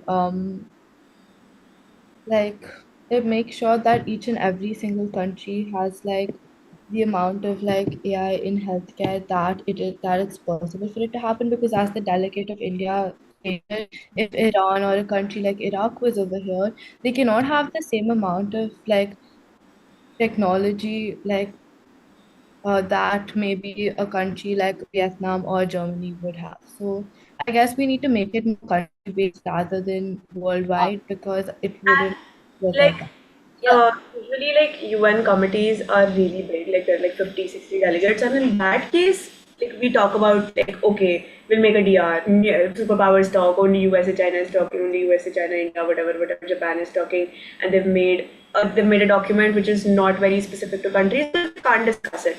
But since here only 5 or 6 delegates are active, I think it is possible for us to talk about specific things. I think what we can do in the next moderated call is present 4 to 5 very concise pointers of what we would want in an international document as specific countries, what we would want in the international document, so-called document that might be our DRL, in which what our country would like to see with respect to AI in healthcare.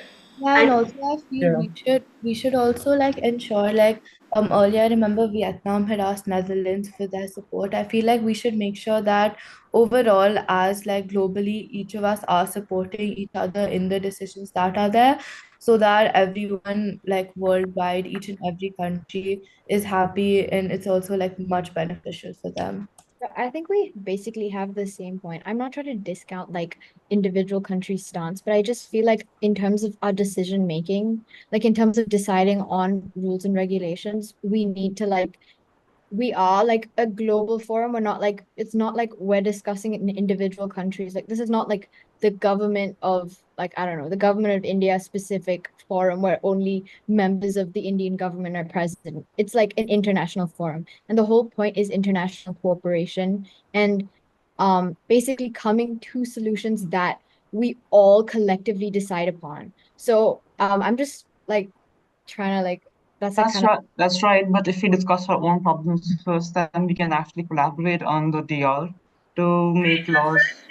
That's what I'm saying. If each of us put like 4 or 5 pointers like what our country personally, like or Japan or South Africa or Russia or Germany or whatever, would like to see. And out of those 5 points, maybe 1 point or 2 point would be such that everyone would agree upon, and then 1, 2 points from each delegate would mean that we have a good 6 or 7 or 8 points for the DR, and that would be collective things that we collectively agree upon. So that is like your agenda, that everyone would have like a common ground, and then that there would be like global unity or something like that. So that's So what.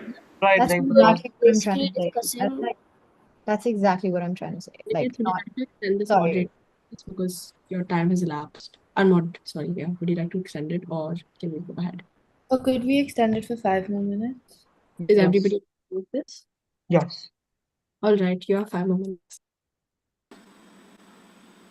No, yeah, sorry to Guys, Japan. Sorry, Japan. yeah, so in the moderated caucus was basically discussing what we would like 4 or 5 concise points of what we would like to see with AI in respect to our individual countries in healthcare, right? Yeah. Yeah, so I guess we focus on the issues that our country is facing when it comes to AI in healthcare, and then sort of try to figure out a resolution for that, as well as ask other countries for support if necessary. Okay. So I guess we can all figure that out right now, I and as think we soon can as take the rest of the time of the moderated caucus to frame our speeches, because I'm not ready with it and I don't think everyone would be. So can you please read the whole topic, like what is the topic is? I think what everyone has agreed upon is that we'll have a moderated caucus for the topic of discussing discussing certain resolutions that we would like to see in a document, in a global document with respect to AI in healthcare. Just that much. Thank you.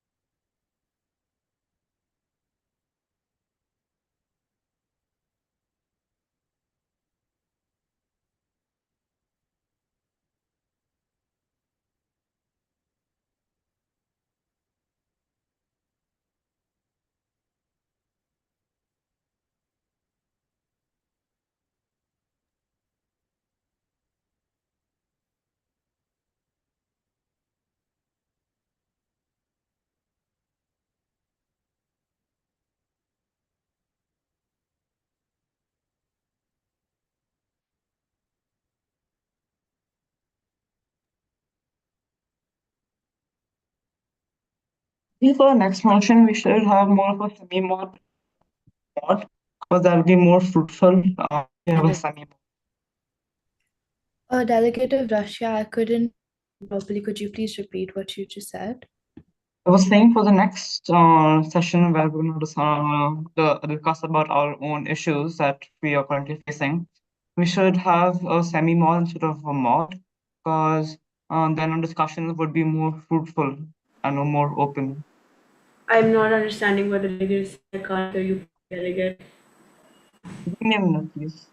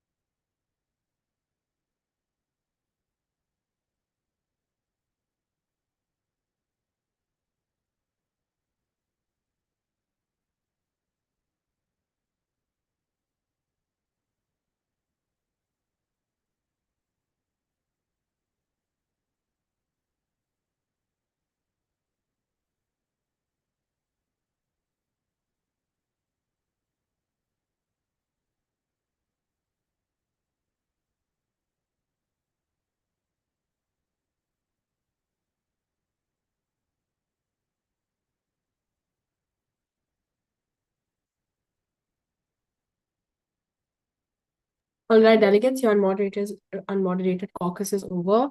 Are there any points on the floor before we begin taking motions? Yes, Delegate of India.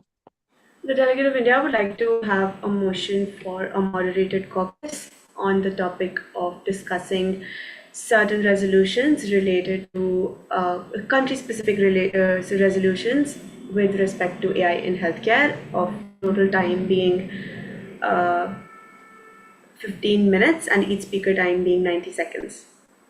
15 minutes and 90 seconds per speaker, right? Yes. All right. Are there any other motions? Otherwise, this motion passes unanimously.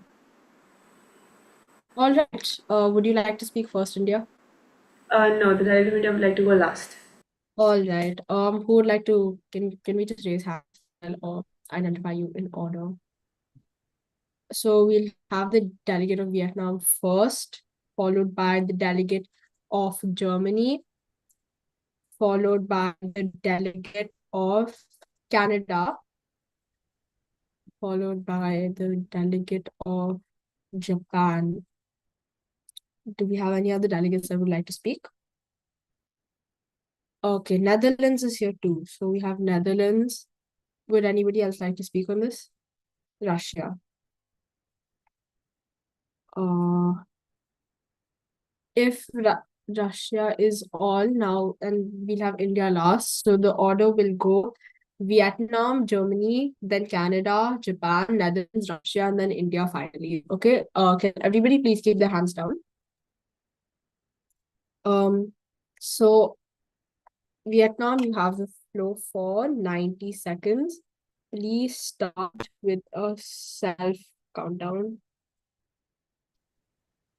3, 2, 1. Good morning, fellow delegates and respected chairs. As we gather to discuss the critical issue of utilizing AI in healthcare, the delegation of Vietnam would like to emphasize 4 key solutions that can foster equity and enhance healthcare outcomes globally. International research collaboration, culturally adapted AI solutions, capacity building initiatives, and standardization of AI guidelines.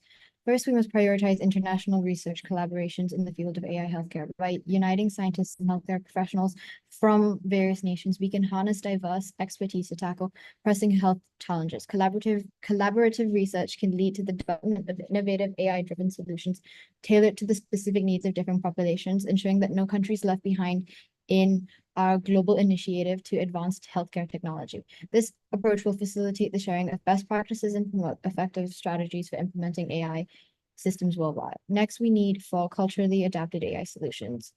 AI technologies must be designed with cultural sensitivity in mind, ensuring that they must address the unique health needs and preferences of different communities. For instance, AI-driven tools for diagnostics or patient engagement should consider local languages, health practices, and specific social health contexts. By doing so, we can enhance the acceptance and effectiveness of AI solutions in diverse populations.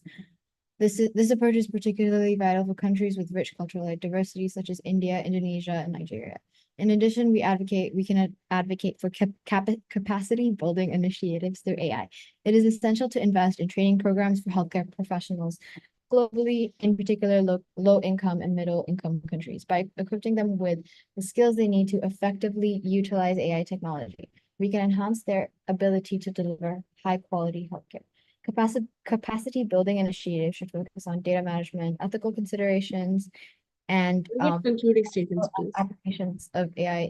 In conclusion, by focusing on international research collaboration, culturally adapted AI solutions, capacity building initiatives, and to standardize AI guidelines, we can harness the power of AI to enhance global healthcare equity. Together, we can create a future more advanced healthcare technologies that are accessible to all, ensuring better health outcomes for every individual, regardless of where they live. Thank you. All right, thank you for that speech. The delegate of Germany has the floor now. Okay, I'll be starting in 3, 2, 1.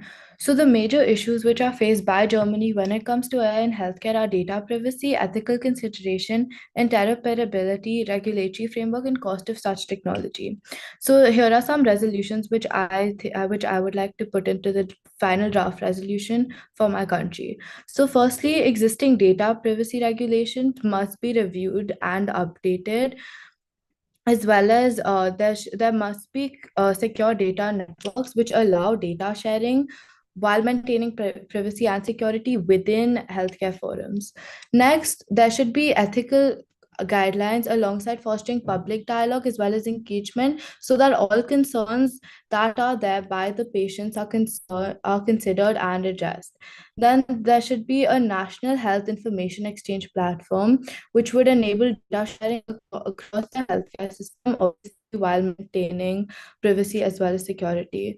Now, another thing which I feel would be beneficial would be if there was collaboration between countries so that there would be one fixed harmonized regulatory framework and so that all countries would sort of benefit from this. Then there should also be public private partnerships so that to reduce any sort of problems faced by the cost of such technology to invest in AI development as well as AI infrastructure. Now, I would just like to say that if we follow some of these rules and regulations, we can sort of come together as a world to promote AI in healthcare and make it beneficial for all countries. Thank you. All right, delegate, thank you so much. Delegate, are there any points, by the way? Is the floor open for points of information? Okay, so seeing as there are none for Germany, we have the delegate of Canada. Honorable delegates, the delegate of Canada emphasizes the following key points to be addressed in a global policy on AI in healthcare and hopes other countries' cooperation in including these points too. They are first, creation of strong rules to protect patient data. These rules should clearly outline each aspect of how health information is collected, stored, and shared to be kept safe. Second, making it easy for patients to understand and give consent for their use in data. This means providing clear information so patients can make informed choices about their health information. Third, global investment in AI tools that specifically help rural and remote healthcare. And fourth, countries to work together to create ethical guidelines for using AI in healthcare. These guidelines should ensure that AI is fair, transparent, and benefits everyone without any bias. Thank you. Delegate, you have around 42 seconds left. Would you like to leave your time? Where would you like to leave your time? No, okay, I'll continue then. Go on. Okay, so while in global investment, the funding should aim to improve access and quality of care for undeserved communities, ensuring everyone gets the help they need. Like this, the delegate of Canada hopes that there can be global cooperation and creation of the policy should include these points since it impacts the Canada, since it impacts Canada too as a country. Thank you. All right, since there are 17 seconds, the floor is open to POIs. Since there are none, we will just elapse that time for the chair. We have the delegate of Japan next. Okay, one second. I will be starting my speech in 3, 2, 1. In this speech, I hope to address some key issues which are prevalent in Japan regarding AI used in healthcare and some solutions which could mitigate these issues, and I hope for the support of other countries. First of all, integration with existing systems. There is difficulty in integrating AI solutions with legacy healthcare systems. Some solutions for this could be we could develop modular AI applications which can interface with existing systems and provide training for healthcare professionals to facilitate smooth transitions. A study published in Health Affairs 2019 highlighted that many healthcare organizations still rely on outdated AI IT systems, making integration of new technologies challenging.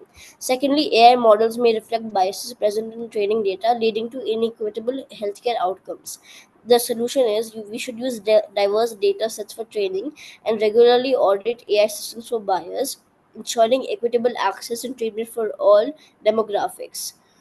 Uh, IBM, an example of this would be an IBM Watson for Health, aimed to assist doctors in diagnosing and recommending treatments by analyzing large data sets of medical literature, clinical trial, and patient records.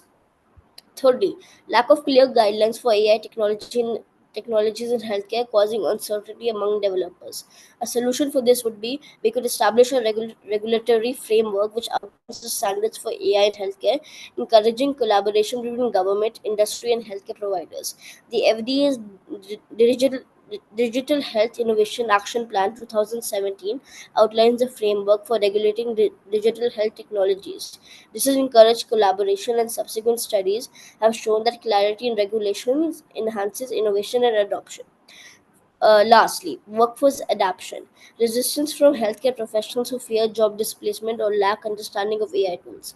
The solution for this could be we could provide comprehensive education and training programs to enhance AI literacy and demonstrate how AI can augment rather than replace human roles in healthcare, not displacing any job. A survey by Accenture in 2020 found that 66% of healthcare professionals. Concluding statements, please. Okay.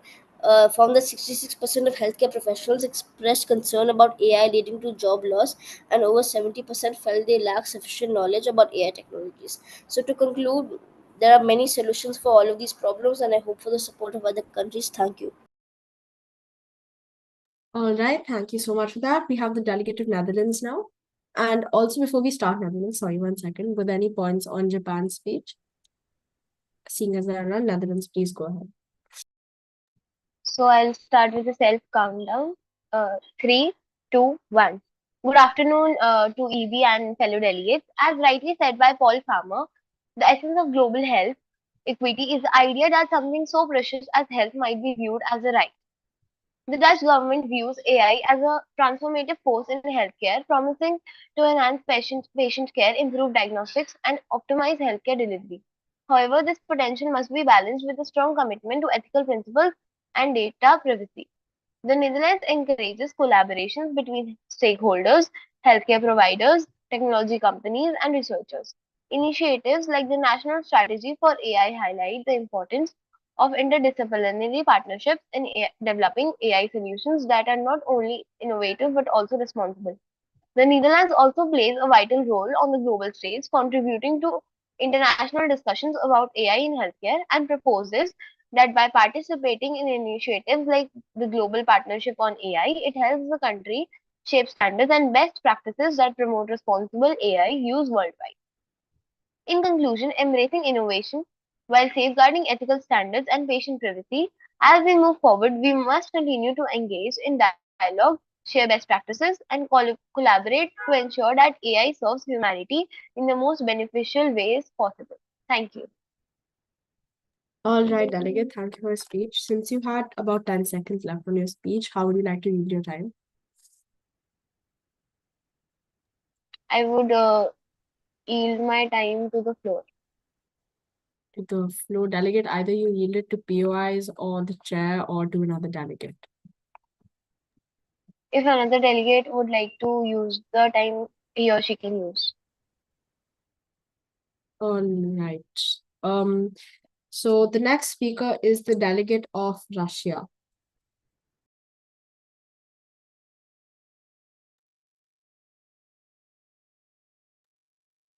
Sorry, Chair, my network was gone. Yeah. I'll start with the self countdown. 3, 2, 1.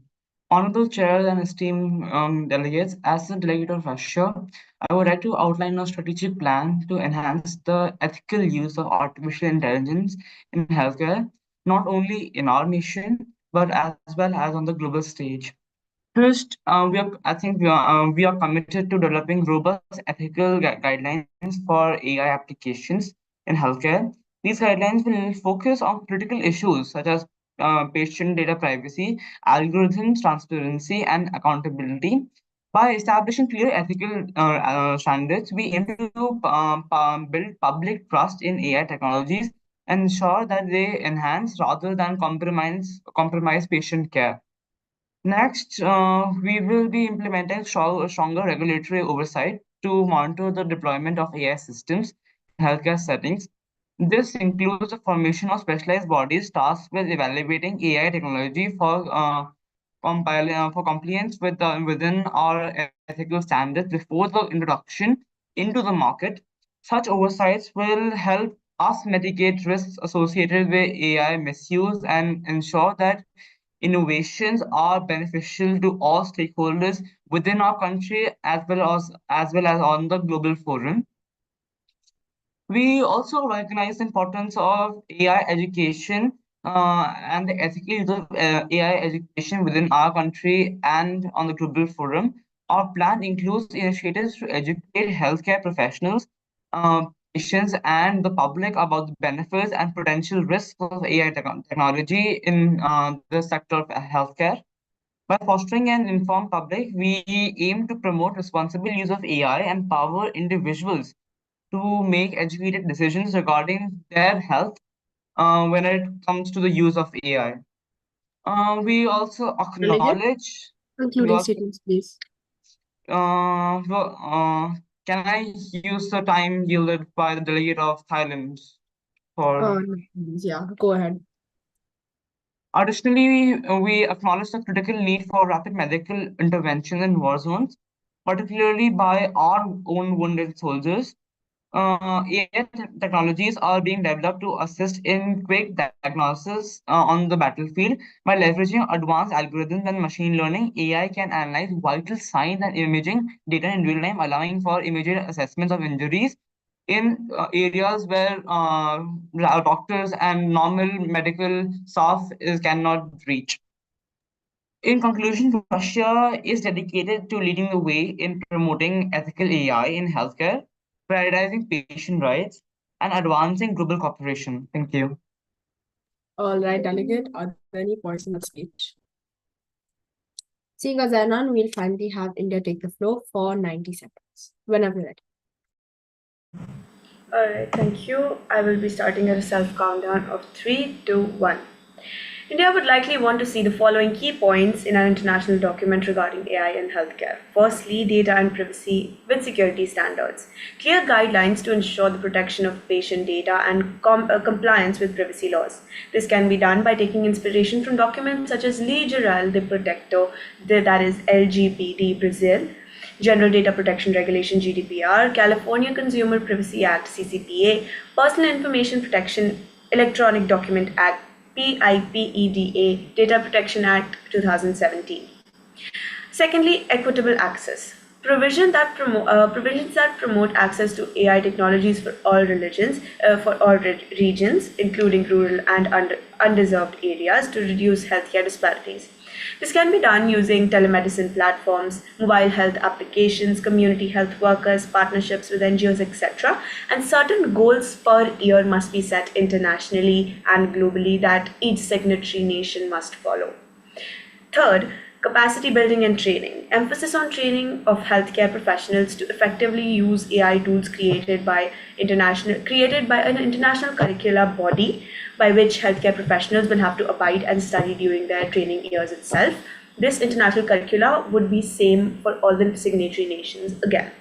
Lastly, ethical guidelines must be set in which an international body in the name of IRCAI or International Regulations Committee of Artificial Intelligence must be created that forms a basic framework which focuses on AI in healthcare and its ethical repercussions and creates a sort of constitution that is adopted by each signatory nation globally. Thank you. All right, Delegate, thank you so much for the speech. The chair would be entertaining any points if there are. Yes, Delegate of Russia. I would like to ask a point of information. To the Delegate of India? Yes. Go ahead. Considering this, most of a wide chunk of India's population is currently illiterate, as well as the education level in India is not as high compared to the world average. How does India aim to actually educate its population on the uses of AI, both its risks and benefits, especially when it comes to the sector of healthcare? Thank you so much for your fine question. First of all, there was a factual inaccuracy in your question itself. India does not have low literacy rates. We have a 77.07% literacy rate, which is for a population like India quite much. But I understand what your concern is, and I will answer it. As I stated in my speech, I think that an international body should be formed that sets specific goals which are attainable, and also goals that can be achieved by each country that signs to the document. So by that I mean that maybe they are talking about certain number or certain percent of the rural population that is being reached out and that is being talked about or given education related to AI, and can carry out projects that are funded by the government, or certain NGOs can take initiative in spreading the information related to AI. I hope that answers your question. Thank you. All right. So now that moderated caucus is over, are there any motions on the floor? Yes, India. The Director of India would like to enter into a discussion for the draft resolution. So I think we can take that on as an unmoderated caucus for maybe 15 or 20 minutes, depending on the executive board. All right, Germany, what would you like to raise? I was also saying a motion for an unmoderated caucus for 15 minutes, and if necessary, then an extension of 5 minutes. Okay. By discussion of EB, you guys are in an unmoderated for 20 minutes. All right. So do you guys want to draft the DR right now?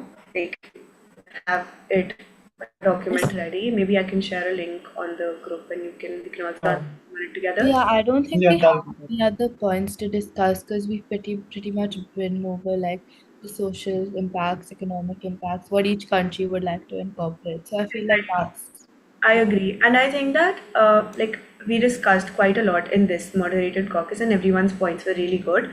So I think we can take off from a lot of points that everyone suggested, and we can have them incorporated in our DR. I'll just share a link. Plus, I think there are many overlaps between points as well. Like many of them focus on like the patients and overall the cost and stuff. Right. So let's just go over it right now. Everyone just tell me what major points everyone is suggesting, in just a very brief idea of what everyone So suggests. should we give should we include 1 point from each person's argument? If you have more than 1 points that everyone is agreeing on and that everyone is good with, I think that we can have more points from a particular delegate, but it depends if everyone is agreeing on it only then. And I don't think there is any point of having the DR scraped of everyone. I don't think that's necessary. So if there are any good points, then we can just have it all. I've just sent the link of the document in the chat, so everyone is there. I think one that we can come in the DR is that having a quick response AI system for the use in battlefields for wounded soldiers, that would be used not only from Russia's perspective, but from other perspectives in the ongoing wars and ongoing terrorist acts. So we can actually have something for the soldiers, which can. I couldn't hear you, delegate. I couldn't hear what you're saying. Could you please repeat? I was saying in the DR, we have something for the development of a quick response system, which would be AI based and AI controlled, so that we can have treatment for wounded soldiers on the battlefield, where normal healthcare and quick response teams cannot come for help. All right. What do other people think about this point? Was that the delegate of the USA? Russia. Oh, okay. All right. So I think delegate of USA is not there today in the committee. It was showing delegate of USA, so I thought it was him or her, whatever. I guess when we look at what the delegate of Russia has suggested, and we look at Russia as a country, we see that recently it went to war with Ukraine. And I guess if we focus on the military for the country of Russia, I guess that would be most beneficial for them because that's the issue they're facing the most. So if that's the issue that delegate of Russia would like to put in the DR, then I feel like that's what we should go through with for that particular country. Yes, Right. but not only for Russia, I would say, but also on the global forum, we are seeing that there are multiple and high tensions between countries. Also for India, to be honest, where they have high tensions with Pakistan and China. And But delegate, what is your point related to AI in healthcare? I'm not able to understand that part. quick response on the battlefield. Use AI for quick response and this thing, fast diagnosis.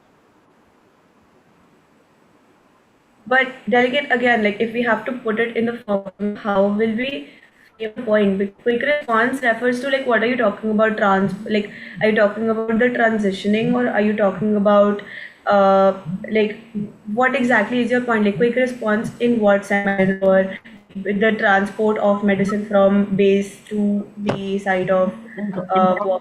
Building and technology for quick response on the battlefield. So in the document, we can put where all countries can come together to build an device or maybe a kind of a way for quick response on the battlefield for wounded soldiers, not only in the terms and benefits of Russia, but in terms of other countries and global perspective as well. Right. We can have a point related to war, okay? I don't think we have a lot of time to discuss just one point. So, okay, understood. We can have one point related to war. Any other? Guys, this is the delegate of Japan. Basically, everybody has discussed the regulatory challenges of AI in healthcare. So we should definitely include that in the DR, and we should like include an amalgamation of everybody's points. I understand that. Delegate of Russia, could you please go and edit the DR yourself and add your point and like frame it in a certain way? Oh. Yeah, and you can put it in the ambulatory. I don't think it is required. Delegate of India, I've sent request editing access for the document. Could you please I accept? have approved the request. Thank you. Wait, delegate of India, are you asking me to? Are you asking me to put my point of regulatory challenges on the DR? Actually, the point that you're talking about, it is very vast. So I think we should like make it a little more precise, and we can discuss it more because like regulatory challenges are like there are a lot of things that come under that. So we can talk about My it. idea is that we can use an amalgamation of everybody else's points in the for regulatory challenges in the DR, so it addresses like these various countries on a global level, and yeah, that's the entire point of MUN, right? Model United Nations. I understand that, delegate of Japan. Whatever your point is, you can put it forward. I'm not muting anybody. Everyone can talk and like put their point forward. As the delegate of Russia suggested that he wanted a point of war, so that has been included as well. So whatever point you want in the DR, you can tell us and we can talk about it, right? Okay, fine. I feel Yeah. like one point we should add is sort of countries supporting each other, because even when Delegate of Japan was talking about regulatory frameworks, if one country collaborates with another, they can sort of develop like multiple regulatory frameworks, because even for a country like Germany, for them it's pretty weak. So I feel like that's another way to like sort of overall what is Right.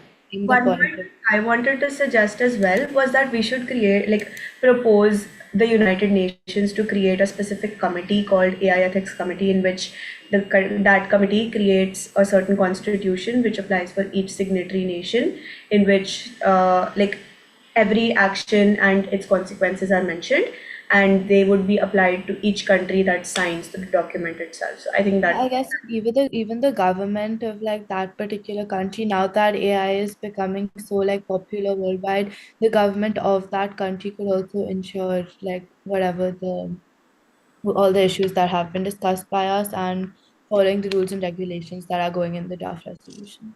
Yeah, I agree. I think we should like standardize the AI guidelines. Like maybe something too controversial, but something to basically ensure that we address all ethical considerations and like so that countries can take will have to take accountability to ensure that basically like AI in healthcare is used like in like moral manner. I don't know, something Another like point that was being repeated a lot was like the cost and the disparities between urban areas and rural areas. So I feel like if we get private and public partnership together, as I stated in my speech during the moderated caucus, I feel like that can sort of make the overall infrastructure of that particular AI in healthcare better no, because I agree with you. with the private if the private enterprises or organizations are there, they can help invest that and make the public ones better, which would also overall lead to like the development of the country itself. Yeah, I think we can add on that with like capacity building initiatives. I think I suggested that. So basically Okay, so we can just share resources in terms of just like talking about in a systematic manner. The first ambulatory clause I've added is related to the ethics committees. So I've added the point of an international body. Does the like you all want to put a point related to the governments of specific countries as well, or just one international body that makes the ethical guidelines? because it's a forum, right? So like all countries should be invited to this particular forum.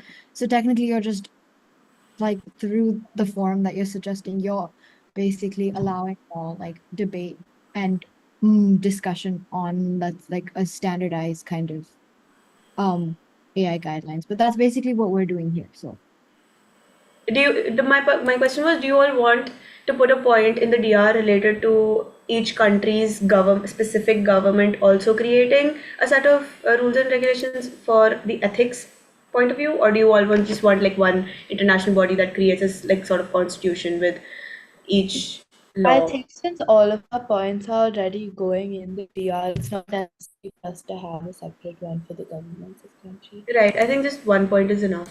Yeah. So there's this point related to the international body. Then, delegate of Vietnam, what were you saying regarding the finance?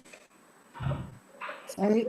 No, what I was saying was that in terms of like you suggested like an international body that like a specific committee. Are you like suggesting it within the UN or like how are you, where are we discussing this? Like isn't that the point of this committee to discuss guidelines? Why are we creating another forum to discuss? No, we're not creating another forum. We are not. This committee is not a part of the UN, so we're asking the UN to create a committee, which is specific for creating a constitution or for creating a document that is that will like give a sort of guideline that will give sort of guidelines, like something that was there in the European Union, something similar to that.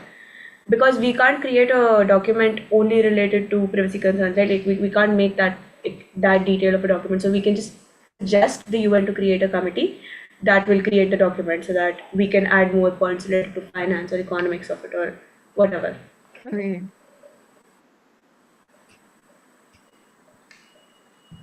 So, what point does do you all want to create a sort of percentage that, like, a sort of cap that of annual income of the country like every signatory country should invest in AI? Do you want to do something like No, I that? don't think that would work for like every single country altogether because every single country's like GDP and GNP is different. So I guess it's gonna have to be country specific. But I think that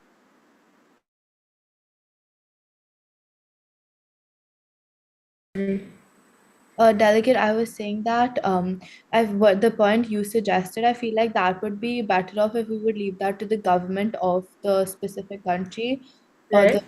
place, but not the UN, because I feel like we can't incorporate like everyone's like GDPs and GNPs different because if we look at some countries, they may face poverty and their overall like income may be lower than that of other countries. Okay, so if anyone has any other points that they think that should be added into the DR, When you asked about finance, I mentioned public enterprises and private enterprises, sort of like having like a partnership between them to like bridge the gap between the social and urban and rural disparities that are being faced by that country. Like if you look at a country like India, for example, if a huge private business has like, a partnership with the public business or an organization, then that private business can sort of invest into the public business, and it would overall have them like achieve better like facilities and stuff. Understood. I'll add that point right now. Incentivize private companies to do that because companies are not necessarily like country specific. So how are governments gonna like incentivize like private companies to do that? I'm Not governments, like overall, like for example, you take a place like India, like I had said, you take this is just for like the urban and rural gaps to bridge them, basically. But how are you gonna get how is that like realistically speaking?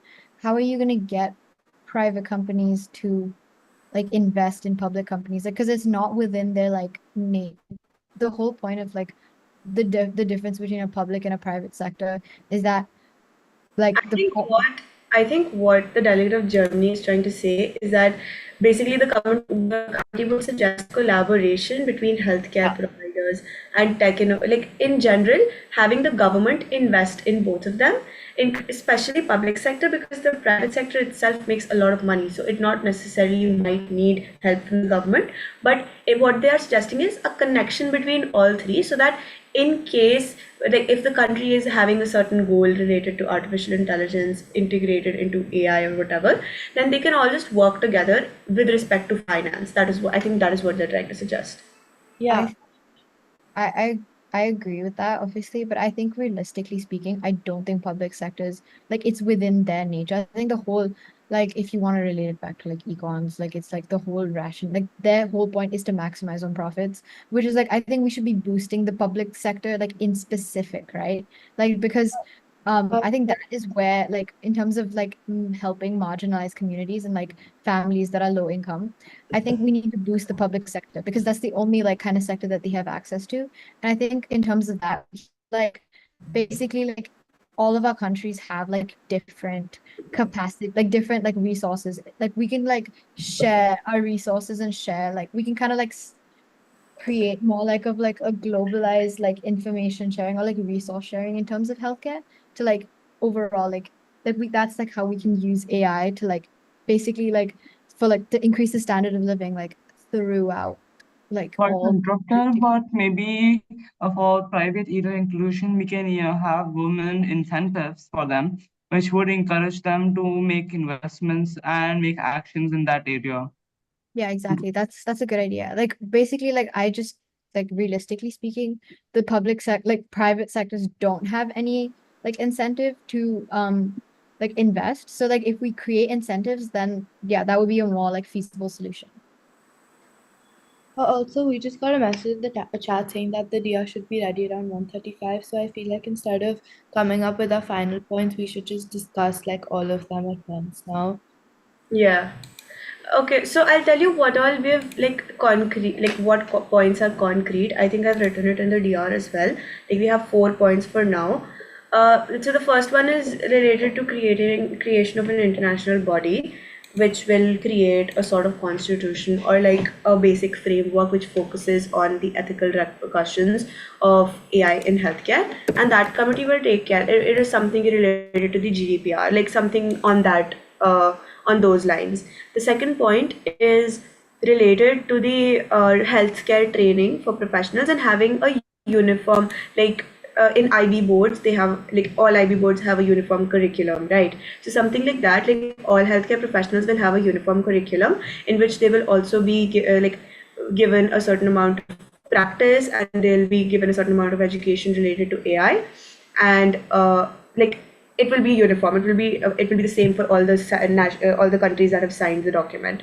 So the second point was related to that, and then another point that we've added is the point related to public-private partnership. Now this was a point of discussion like right now. So if you don't want to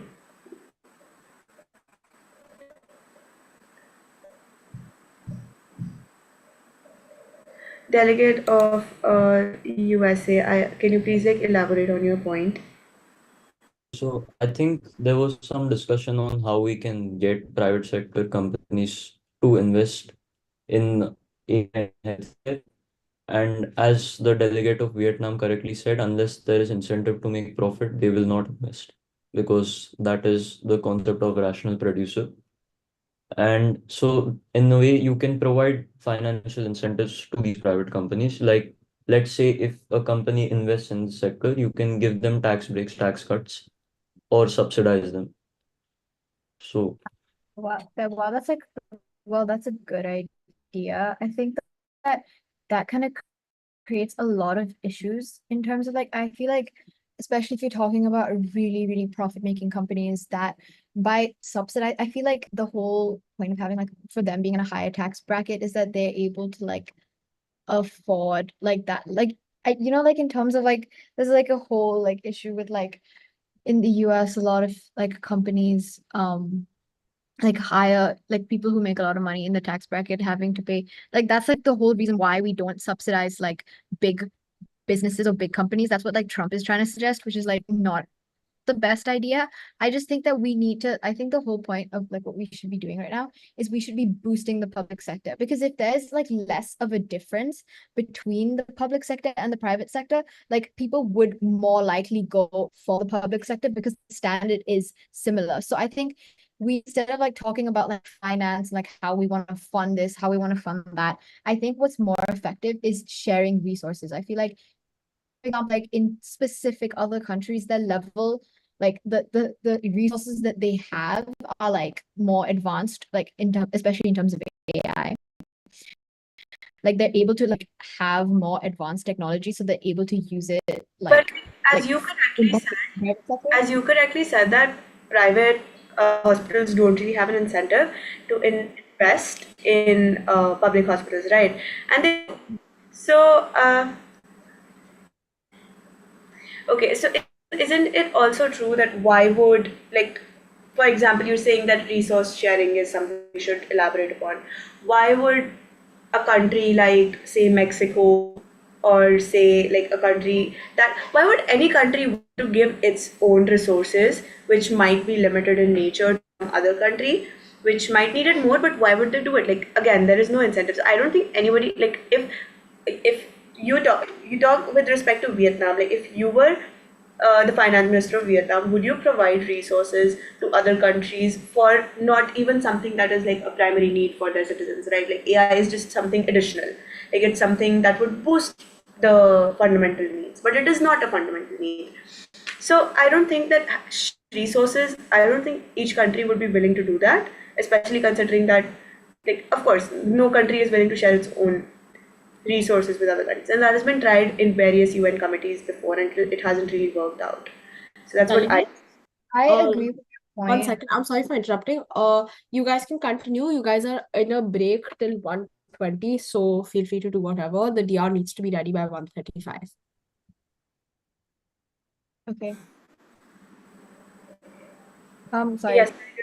Sorry. I just think that in terms of what you were saying with the issue, like why would countries share their resources, we could make that into like a financial incentive in the sense that, like, why do countries export? Why do countries push for exporting? That is beneficial to their economy. That causes injections in their economy. Exports are like beneficial to countries, so they would want to export there. We can create it, like we can maybe like for like lower income countries, we could subsidize it a little bit, but that's an investment in like increasing like the overall like standards of health, like the overall global healthcare standards. So in terms of like, let's say, for example, in terms of Vietnam needs people to invest into their healthcare because the healthcare system is not exactly like as advanced as like, I don't know, the Netherlands or Germany.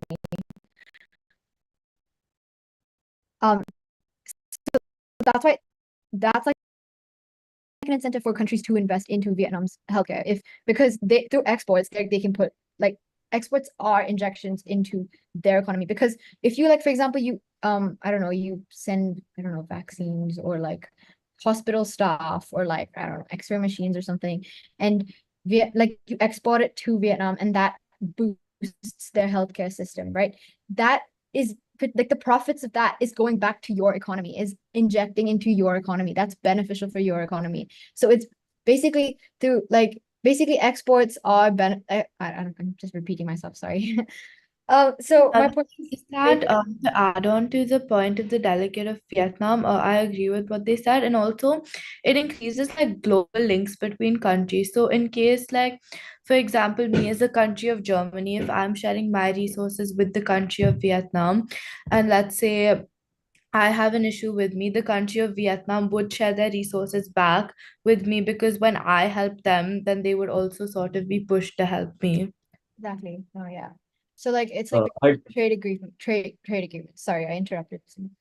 no, the last point I don't really fully agree with because I don't think I international. agree with the delegate of USA. Like, how would you frame it? Like, you're talking about building a relationship between countries, but that can't really be written in a document, right? We can't just say keep become friends. Like, we can't write that in a document. So, how do you want to frame it? Because in a DR, you need to have a concrete point, like what you want the nations to do. So, It's a trade agreement. Basically, it's a trade agreement where but we were deciding that higher GDP countries are investing into like the basically like AI and healthcare in, let's say, Vietnam, or like lower income countries or countries that basically need it. And in turn, you're expanding your own revenue. This is beneficial for your economy. It's a trade agreement. And for us, you're helping our healthcare system. You're improving our quality of life. That's like how basically I don't think like basically higher income countries can help lower like LDCs. right, I agree.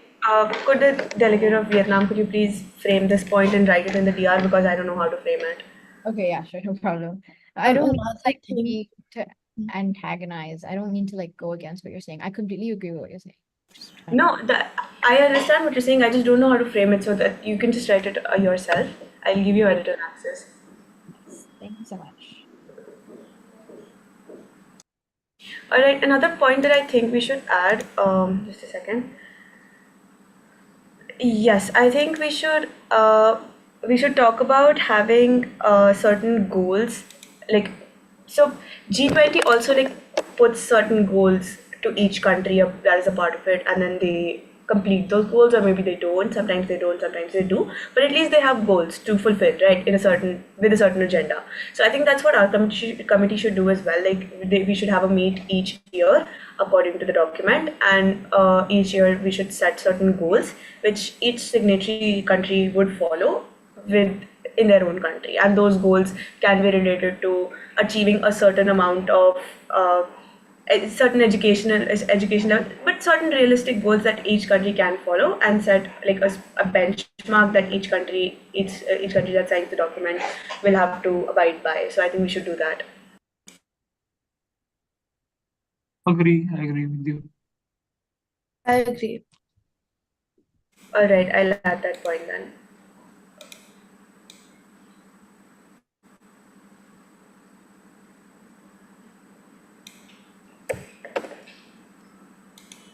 I think also in the DR, we should also kind of mention some standards and regulations, maybe regarding the use of AI here in healthcare. That would improve our DR.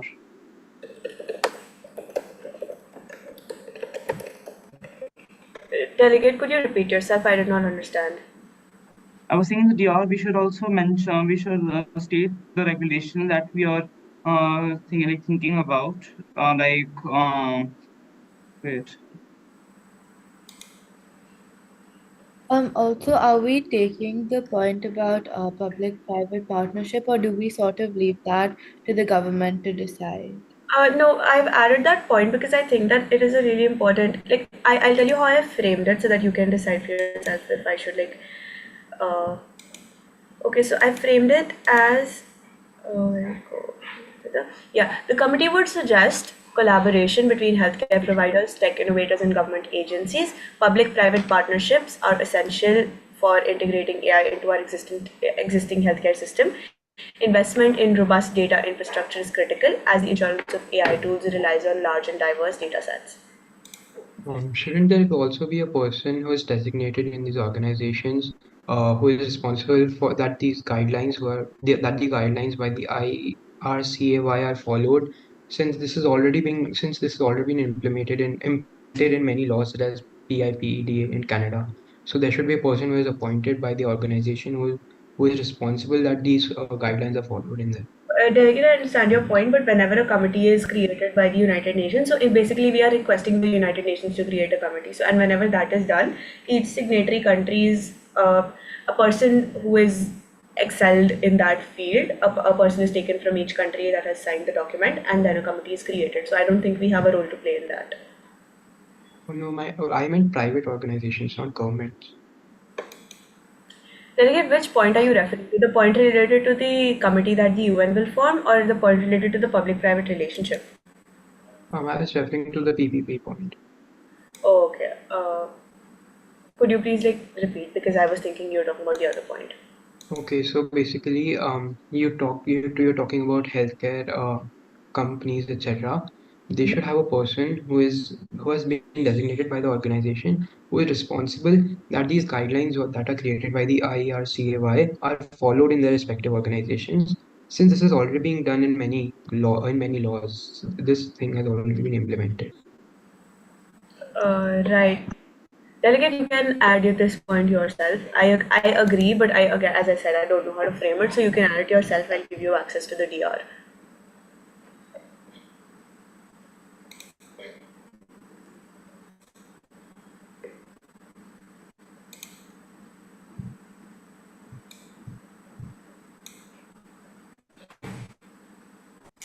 Can we also establish some sort of online forum wherein medical data of patients can be stored and passed on from one healthcare to from one healthcare? Wait, I'll just frame it and let you know. Is the executive board available? Yeah, what's up?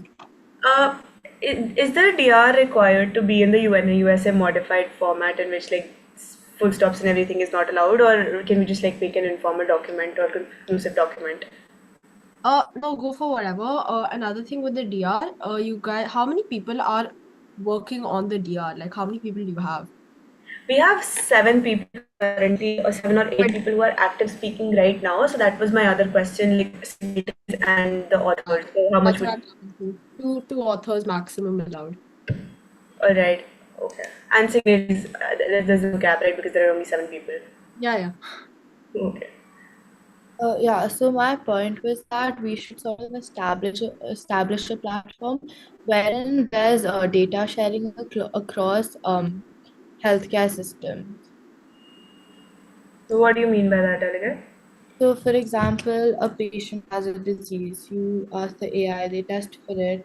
They can share it to another AI system to find a perfect, I think that will have, there would be a lot of, that would be very prone to hacking, and I don't think that is very safe for a country. Plus, if we're considering the patient's privacy and all of that, then yeah. Okay, if anybody else needs access to the document to add their own point, you can just let me know and I'll give it to you. For now, we have 7 points, I guess. Here, somebody calls upon nations developer apples.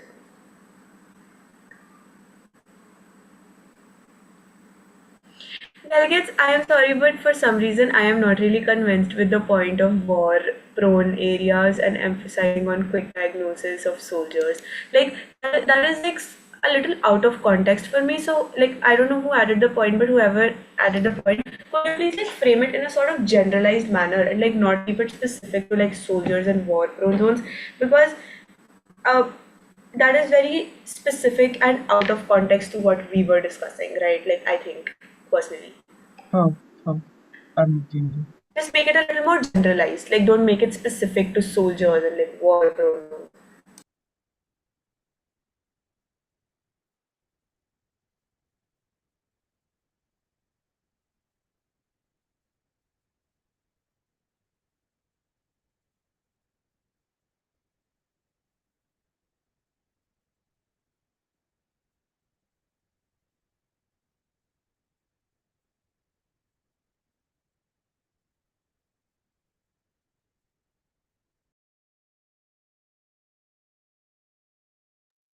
I think we kind of have a lot of contradictory clauses.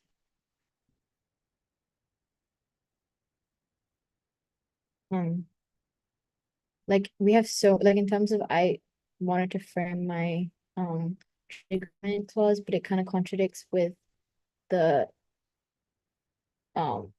public and what is that? Oh, the public and private sector partnership clause. It kind of contradicts with that, I don't think. You're on mute.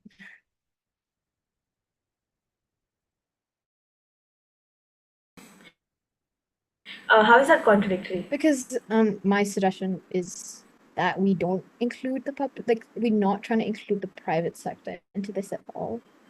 Like we're just trying to basically share, like in terms of like different countries, some of their private sectors are of higher standards to other countries. So if we share resources, like in terms of like what the government kind of like the resources the government has at their disposal instead of including private entities, I don't think that like I feel like that would overcomplicate it.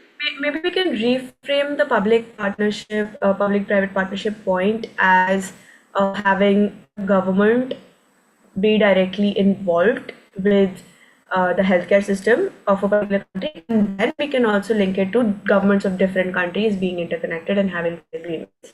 Wait, but we also need to consider the fact that some governments might be corrupt and stuff. So how would that work out if we're talking about public and private partnership and the government being independent? Right, but then we also have a point related to schools, The right? government has no jurisdiction over the private sector. That's the issue. Like we can't decide for the private sector because we have no like way to control that. The most we can do is incentivize them through like, I don't know, like you get some sort of percentage if you invest into it. But that can create so many issues in terms of income disparities if we subsidize like people who like basically like big major companies, even if they are helping, that does cause some sort of like income disparity. I just think I don't think you like know the difference between like the private and the public sector in terms of like private hospitals and public hospitals, and they don't work. I mean, they do work with each other, but in terms of private companies, you have no control over that. That's fully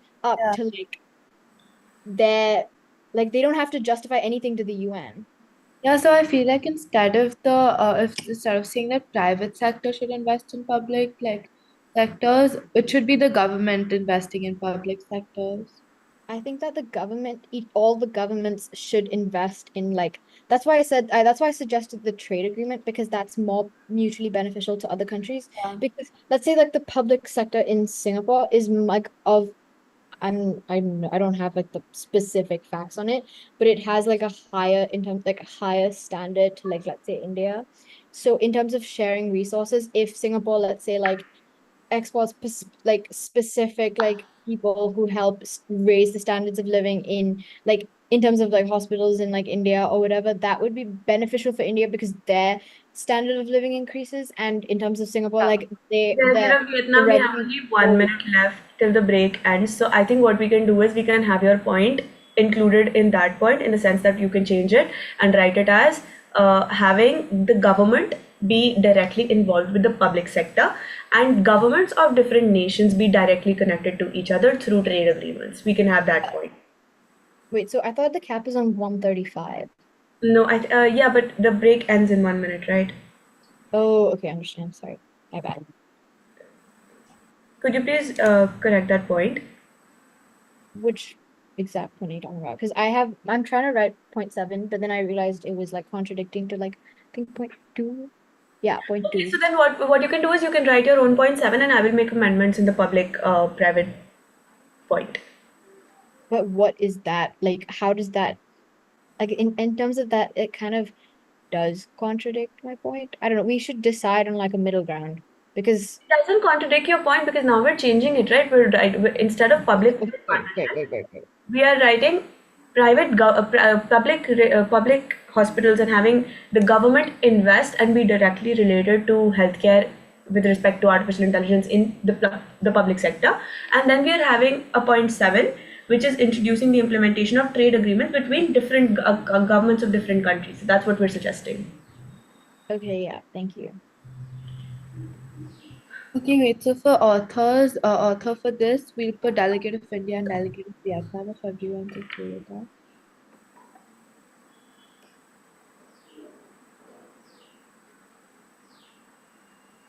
Delegate of Vietnam, please write the point 7. I am. Oh, I can't see you. Like I can't see your cursor, so I thought you were not writing it. It's fine. Just write it down.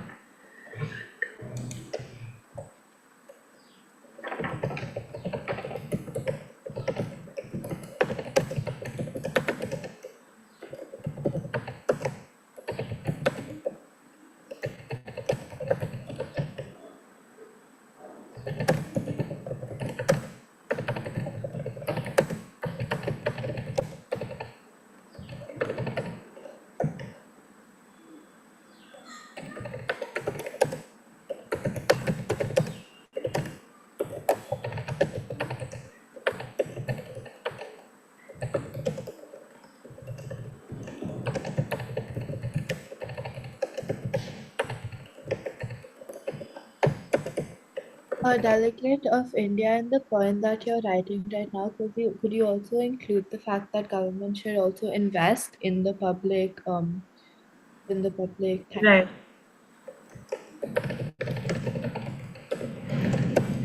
Delegates, I think you guys would like to be in an unmod till about 1:35 to finish off the DR, right? Yes.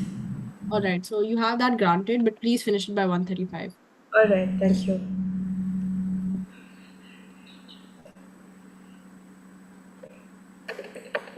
Are there any other points for the DR that like delegates want to be included?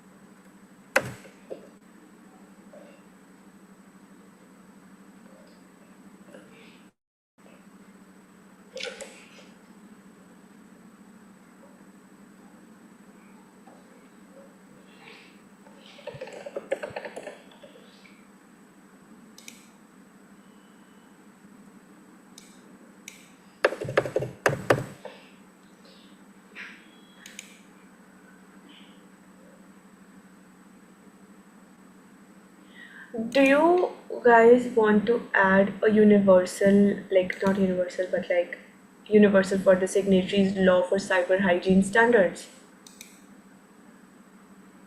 Even though it was not like mentioned specifically in my speech, but it was a point that I had in mind. I'll tell you what it means. Just a second.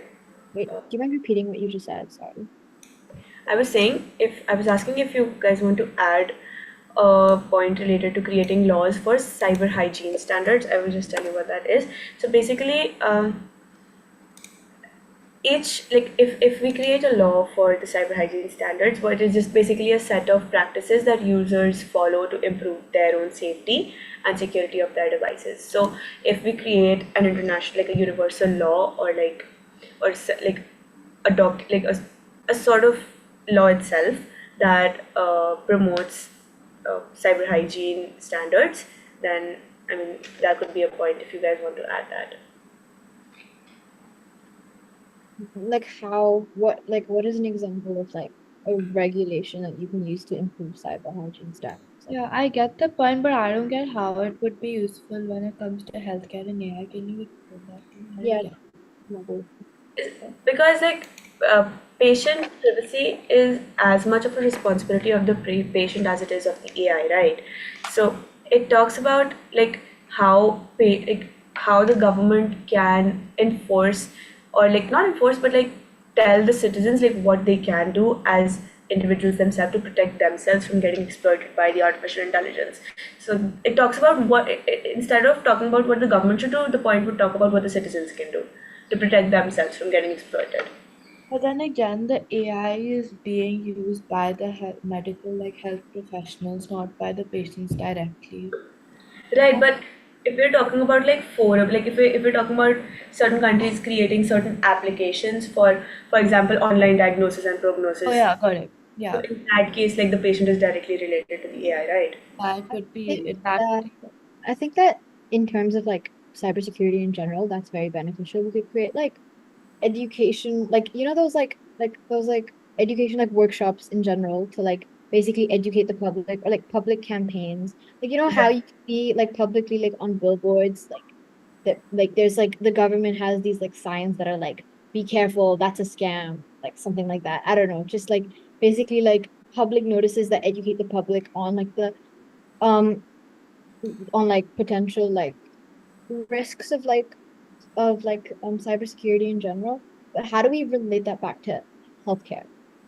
Because that's like the public is not incredibly like, they're not, it's kind of not their job to like operate these machines, these AI machines. It's kind of like on the doctors. Like I think what we like in terms of like cybersecurity, that makes sense. Like how you get like scam calls, like scam messages, and then they're like, give me like $3,000 like right now. That's obviously like a risk that the public should be educated on. But how do we relate this back to health?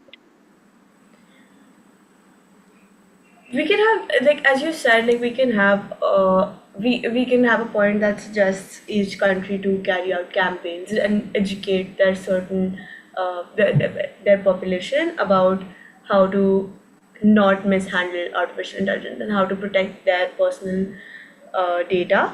So we can have the point framed like in that manner. But how do you relate it to healthcare? Because that works for cybersecurity in terms of like, when we're talking about AI in healthcare, there's a lot of points, as I said, like there are a lot of points about having applications in which diagnosis is possible from your home itself, right? And in that case, you're providing information to the AI. And in like, how can you? There are like, it's called the 11 rules of what do you say? 11 rules of cyber hygiene. I don't know what the 11 rules are exactly, but there's like a list of rules that people can follow to protect their own data. So it's about that. It's Yeah, about so what. like even Germany, it uses an app known as Ada Health to like for people to like sort of mention their symptoms, and the AI to sort of give them the treatment, diagnosis, and all of that stuff. So I feel like for that, if we set like some rules, you don't overshare and all those basic rules, it'll be beneficial for this topic and for cybersecurity. so I think it's a really good idea. What we could do is in terms of like, we could use it in terms of again collaborating like all our like basically all the information we've gathered through like, let's say like for example COVID, we could have like mitigated that through maybe like a shared global app of like, let's say like in terms of like new diseases that come, like there's monkeypox now, like that, like it's like a platform that we could easily share like information like that could be very beneficial. So I don't know, like some sort of like research kind of sharing platform in terms of like in I terms don't think there should be any platform in which various like governments or like various healthcare like entities of different countries should be together, because in that case there is a lot of scope for hacking and there's a lot of scope for stealing data. why would you hack something that's available to the like where all the information is available to the public? Here we're not integrating like patient information into this where it's like a privacy concern. We are basically like, let's say like you don't have to be, and maybe I'm wrong. I'm like not, I don't really fully understand this, but like let's say like you see like you come across a patient that has like a very unfamiliar disease, like let's say with COVID, someone, I don't know, it started in like China, right? Like they have these specific conditions where it's unfamiliar, and they put this on this app like, oh, I have patient ABC that has like these unfamiliar conditions. Through AI we can like, I don't know how exactly we can we can advise this, but firstly, I don't think it is possible to create a platform in which like doctors of specific countries or like say the management of specific countries is talking to management of other countries, like because even in the sense of like the global race, or if you talk in that manner, I don't think many countries would put it up there, like we're not able to It's identify. basically AI diagnosing them with the specific thing and suggesting a treatment. So So, I, so in that case, each country can have its own AI model, right? Like yeah. what I think is that I don't think there should be a platform where all the countries are like on one platform, because in that case there is a lot of scope. One, I still believe there's a lot of scope for hacking, and the second point is that there is a lot of scope. Like I don't think people will actually tell like if I was the president of India, I would not tell my doctors to go on a platform where there are doctors of other countries and tell them that we don't know, we don't have a solution, because that puts you down in the global race and that shows that you are incompetent. So I don't think like that would actually do any good, because nobody would share any information in general, and even if they do, then that would be a data hazard for the country.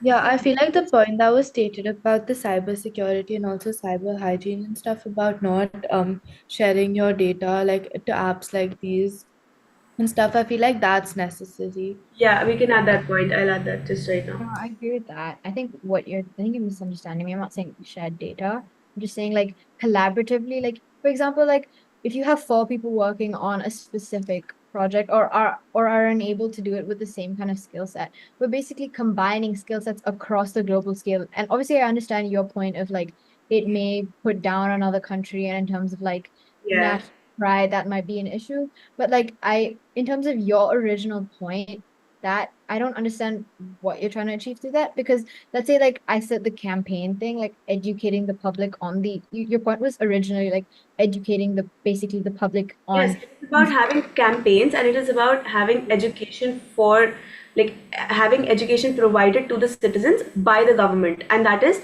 sanctioned. So that is like you're supposed to do that. It is not a choice that you're supposed to do it. If you're a signatory to the government, you're supposed to conduct campaigns related to spreading education in with respect to AI in healthcare. So that would be like it would be a benchmark. It would be something that you're supposed to do. It is not a choice. So you can say, I think the regulation could be better phrased as like basically the doctor is required to inform the patient on that, because I feel like you can't put it up to the patient to do that themselves. I feel like doctors there's a reason why they're doctors, right? Because they are skilled in specific these like they have a specific skill set which makes them like important. Guys, I'm sorry to interrupt, but we have 2 minutes left to finish the DR. Okay, I'll just add another point related to Wait, addition. also India, you as a country, as said before, you have in some rural areas there are people who aren't educated about this and stuff. So would you like to add a point for that for like educational That's campaigns? what I'm saying. Like we can add a point related to the governments and the NGOs of specific countries spreading information to the underprivileged Yeah, population. I feel like that would be more viable Yeah. because the other point we don't really have like a clear like final say on that. So I feel like this point.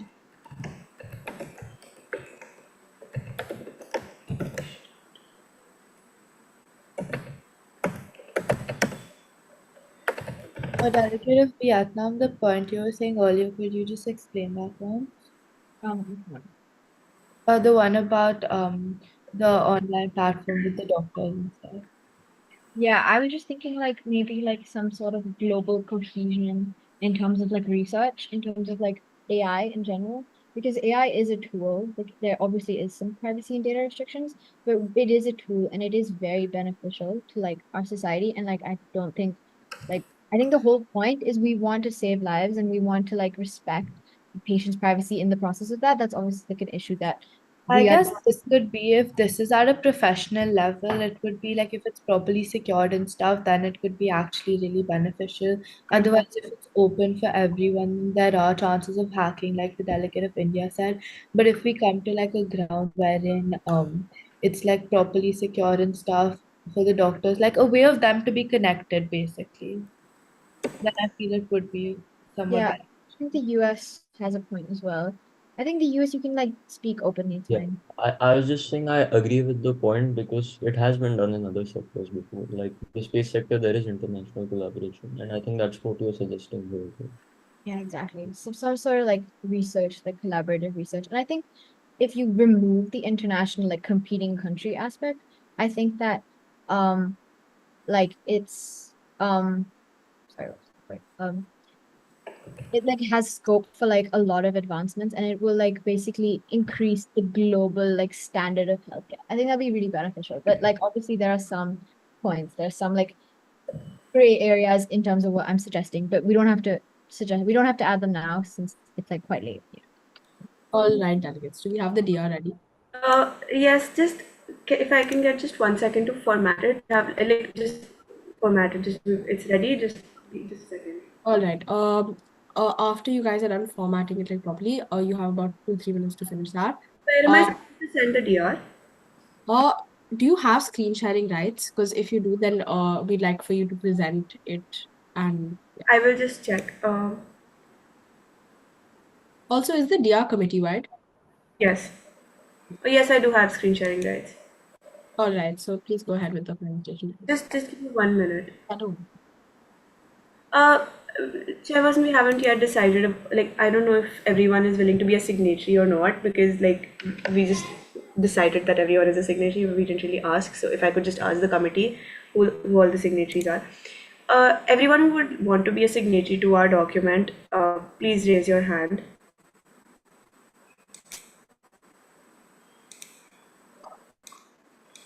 Am I already Yes, yes. Thank you so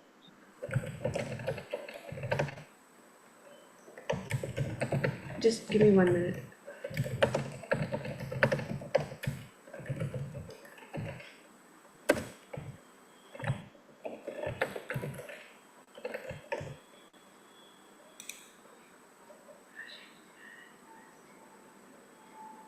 Does it have to be in terms of like the delegate? Oh, I thought it's like the long name for each country. Isn't it like the Socialist Republic of Vietnam, or like with the Right, full? but I don't think it is required because Okay. yeah. Sorry.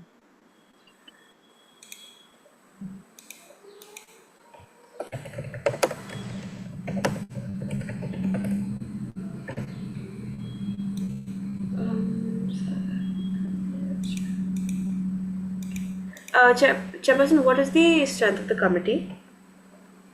The strength of the committee currently is, wow, give me a second. I think 8 people. So, okay. Okay, then our document will pass. Alright, can I screen share now? Yeah, go ahead.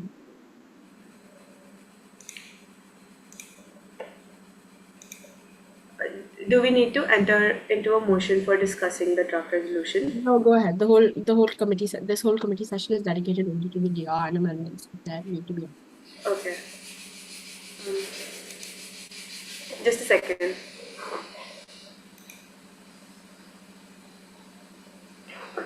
Delegate of Japan, is there anything you'd like to say?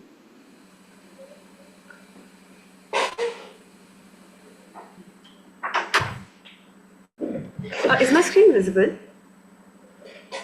I mean, it's not visible to me. Yeah, now it's visible. Alright. So, should me and the delegate of Vietnam read out the document one by one? Go ahead. So, do we go clause wise and then we have POIs on each clause, or is it just like reading out the document? Just present whatever you think is essential and make your DR what your DR is, like things that would actually benefit the committee, like just the most important points. Alright, so I will not read the preamble because it's just a general preamble, like there's nothing important in that. The first point states that the committee asks the United Nations to create an international body in the name of IERCAI, which is the International Ethical Regulation Committee of Artificial Intelligence, that forms a basic framework which focuses on artificial intelligence in healthcare and its ethical repercussions. There should be the drafting of regulations by local bodies or governments based on the core principles of those created by the committee. This would ensure that each government can address issues prevalent in their respective areas. This is against uniform regulation all over the world, but in a sense, this would encourage more countries to regularly participate in creation of regulations. The second point states that the committee would like to emphasize on training healthcare professionals to effectively use AI tools by creating an international curriculum by which healthcare professionals will have to abide by and study during their training years itself. The third point is that the committee would suggest collaboration between healthcare providers, tech innovators, and government agencies. The government must directly be involved with the public healthcare system and provide resources whenever required. Certain caps can be implemented depending on the personal needs of each nation. This will provide a better relationship between different sectors. The committee also suggests that governments of each signatory country must invest a certain amount of money into AI equipment and development in the healthcare along those lines. The fourth point is that the committee calls upon the nations to develop a rapid response system for natural disasters and war-prone areas, emphasizing quick diagnosis and treatments for wounded individuals using advanced AI technologies where current medical services cannot reach. Delegate of Vietnam, would you like to go about with the fifth, sixth, seventh, eighth, and ninth point? Yes, thank you, Delegate. This committee would promote access to AI technology for all regions, including rural and underserved areas, to reduce healthcare disparities. Clause 6, this committee would suggest the development of modular applications that ensure compatibility and provide comprehensive training for healthcare professionals, addressing the significant integration challenges. This committee also asks for signatory nations to provide educational campaigns and spread information to the underprivileged sections of society of their nations. Clause 8, introducing the implementation of trade agreements between recognized developed countries and developing countries in specific to exploiting AI in healthcare, such as but not limited to diagnostic technology. This committee strongly urges organizations to designate individuals responsible for overseeing compliance with the guidelines established by the International Ethical Review Committee on Artificial Intelligence. Thank you. All right, the DR is actually pretty strong. So, can you just, I'm sending you 2 emails on the chat. Can you email it to those 2? Yes, I will send it to those emails. Yeah, I'm just putting it.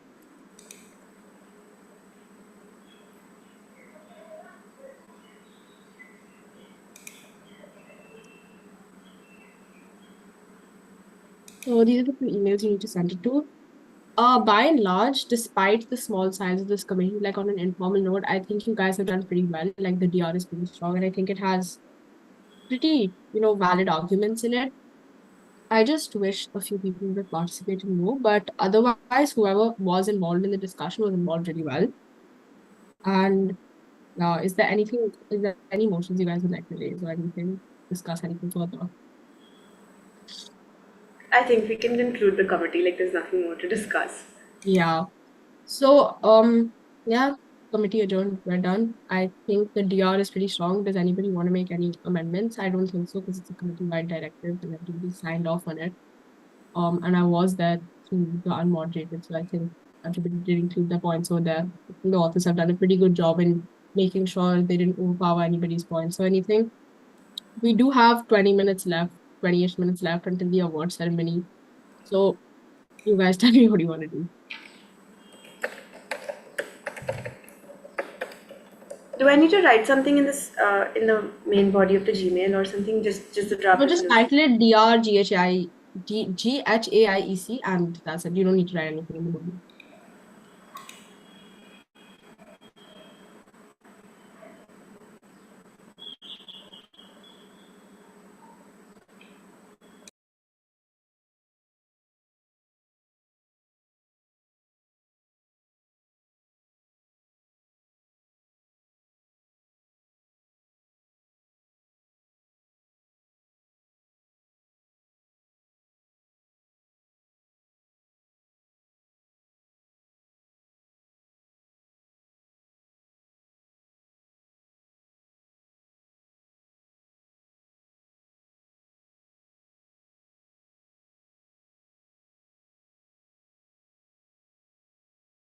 I've sent it on the mail. All right, thank you so much. So, you guys are just free to just stay in the meeting because we have a award ceremony after this. but you guys are just free to discuss anything or just switch off your video and sit and do whatever you want for like the next 15-ish minutes. Because since the directive is unanimous and I, as the chair, do pass it, it's a great directive and DR. So yeah, I think the committee's done pretty good overall. While a lot of people did not participate and most of the committee did not show up. But I think whoever has shown up has done a pretty good job of whatever they did. So yeah, you guys are just free now.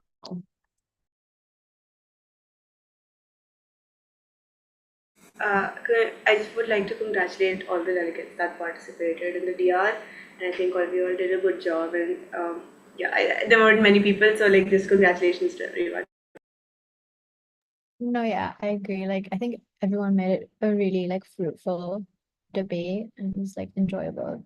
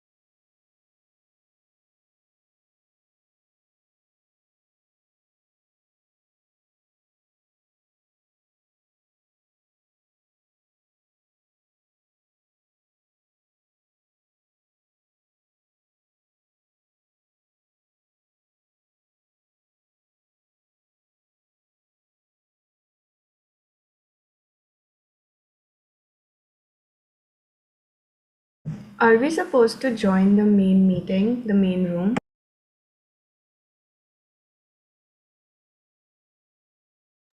I'm not sure. I think we're supposed to join the main room. At 2 o'clock though, or they'll come and tell us. Oh, okay.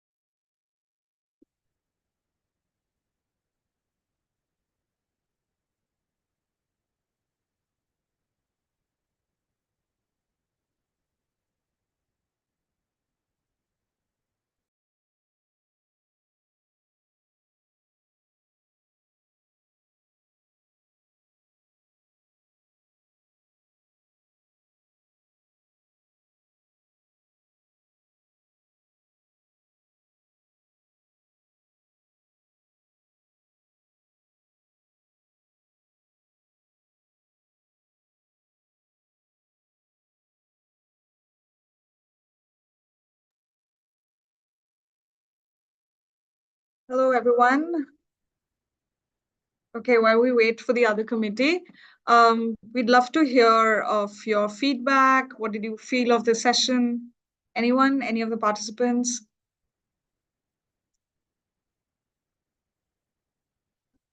Yes, India. I think that the committee was really productive, especially the GHAIEC. I think it we truly talked about unity as diverse nations as well, and the draft resolution that we made had really conclusive points as to what can actually be implemented in real life as well, and not just solutions that were truly really out there and not realistic, but all of the solutions that everyone proposed were quite realistic. And it was truly a very fruitful session and everyone enjoyed it. Great. Yes, Germany, I think you had something to say. It's basically whatever India said. Thank you so much. Okay, I think everyone's back. Yes. Okay, so Rohan, you can take it over from here. Hi, yeah. Actually, we have the team at the Athena office take over for the first half of the award ceremony. We have one. Till then, we'll update the AI and Education Committee and get the awards ready for those. I'm sure yes, Sudarshan, are you guys here?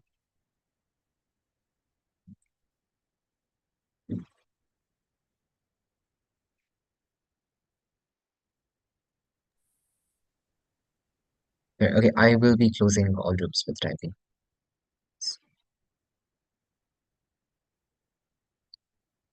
Right. Just give the team 2 minutes for setting the PPT up. Thank you.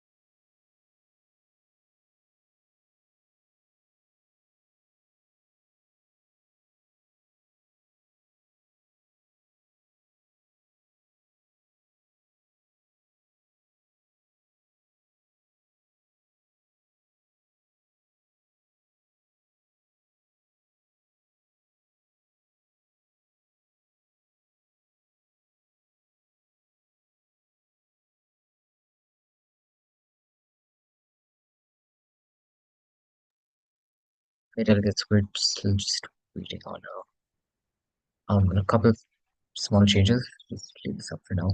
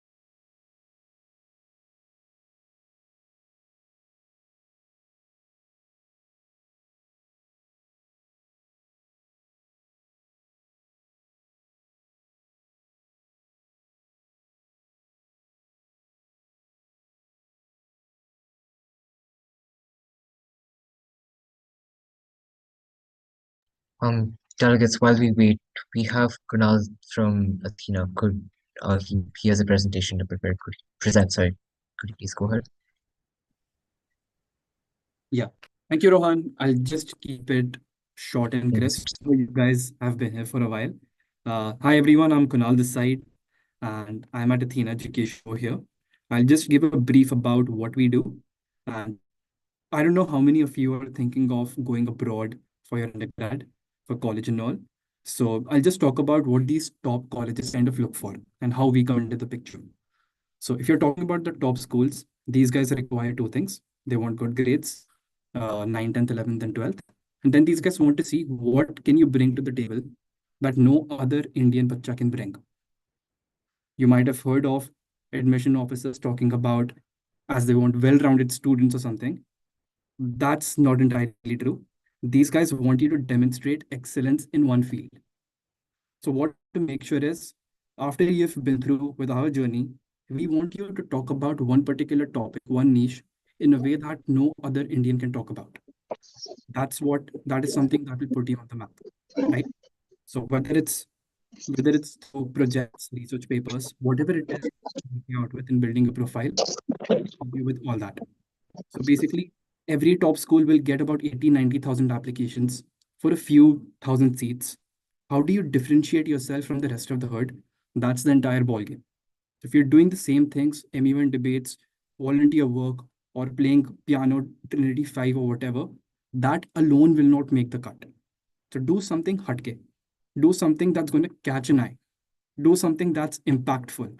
That's what these colleges also want to see. To make it simple for you, I'm sure everyone over here has heard of Greta Thunberg, right? If I just mentioned her name, the first thing that pops into your mind is climate change activist. Similarly, if I show your profile to an admissions officer, it should shout out one clear theme. That's what we would help you out with. What you're good at, what do you want to pursue, how can we scale it to a high level, linking everything together. That's our job. That's what we do, reducing your stress and anxiety in that area. So it's simple. We aim for the top 20-25 schools around the world, whether it's the top 20 in the US, top 5-8 in the UK. We kind of help you differentiate from the rest of the herd, create a stellar profile, craft essays which are eye-catching, and just improve your chances of landing these schools. So if you're interested in speaking to us after this, feel free to hop on our website and we can schedule a call accordingly from there. I know you guys have been here for a while, so I'll keep this short. Thank you so much. Take care.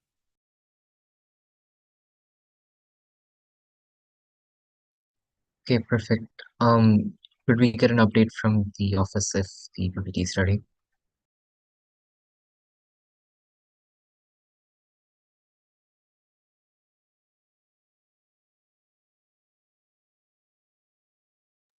All right, perfect. We will go ahead with the award ceremony.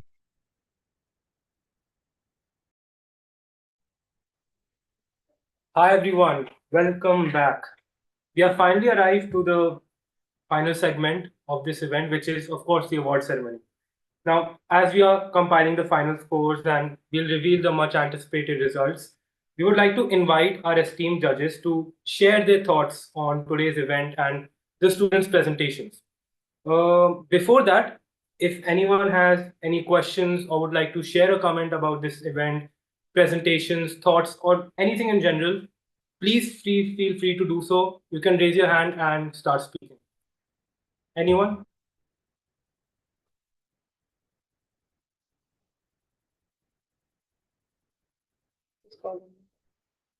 Okay, I don't see any hands. So with that, we'll move ahead. Sorry, the delegate of Australia, Garg, would you like My to bad, go I ahead? didn't see that. Australia? Yes, I would just like to say that overall the event was a wonderful experience, especially collaborating with the other delegates in block. It was absolutely wonderful, and I really personally enjoyed the event. Thank you so much. I mean, I'm glad to hear that. Anyone else?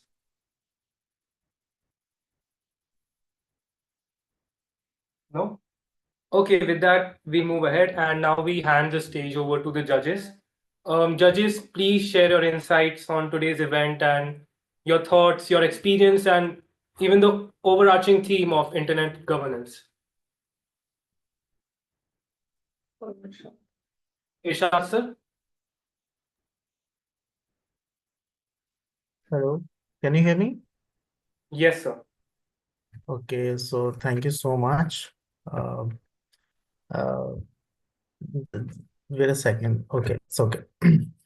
Thank you so much. First of all, I must extend my regards to Athena Group for giving this opportunity, which was really unique in terms of having very fruitful discussions from different themes related to artificial intelligence. Though I was part of the AI in education committee, but still we have had deliberations about so many other issues as well, ranging from socio-political, economic, and other ethical prospects as well. So I really thank the Athena Group and particularly Mrityunjay, Tanyaji, I've been in touch with. So I'm really thankful to the entire team which is working behind this important event.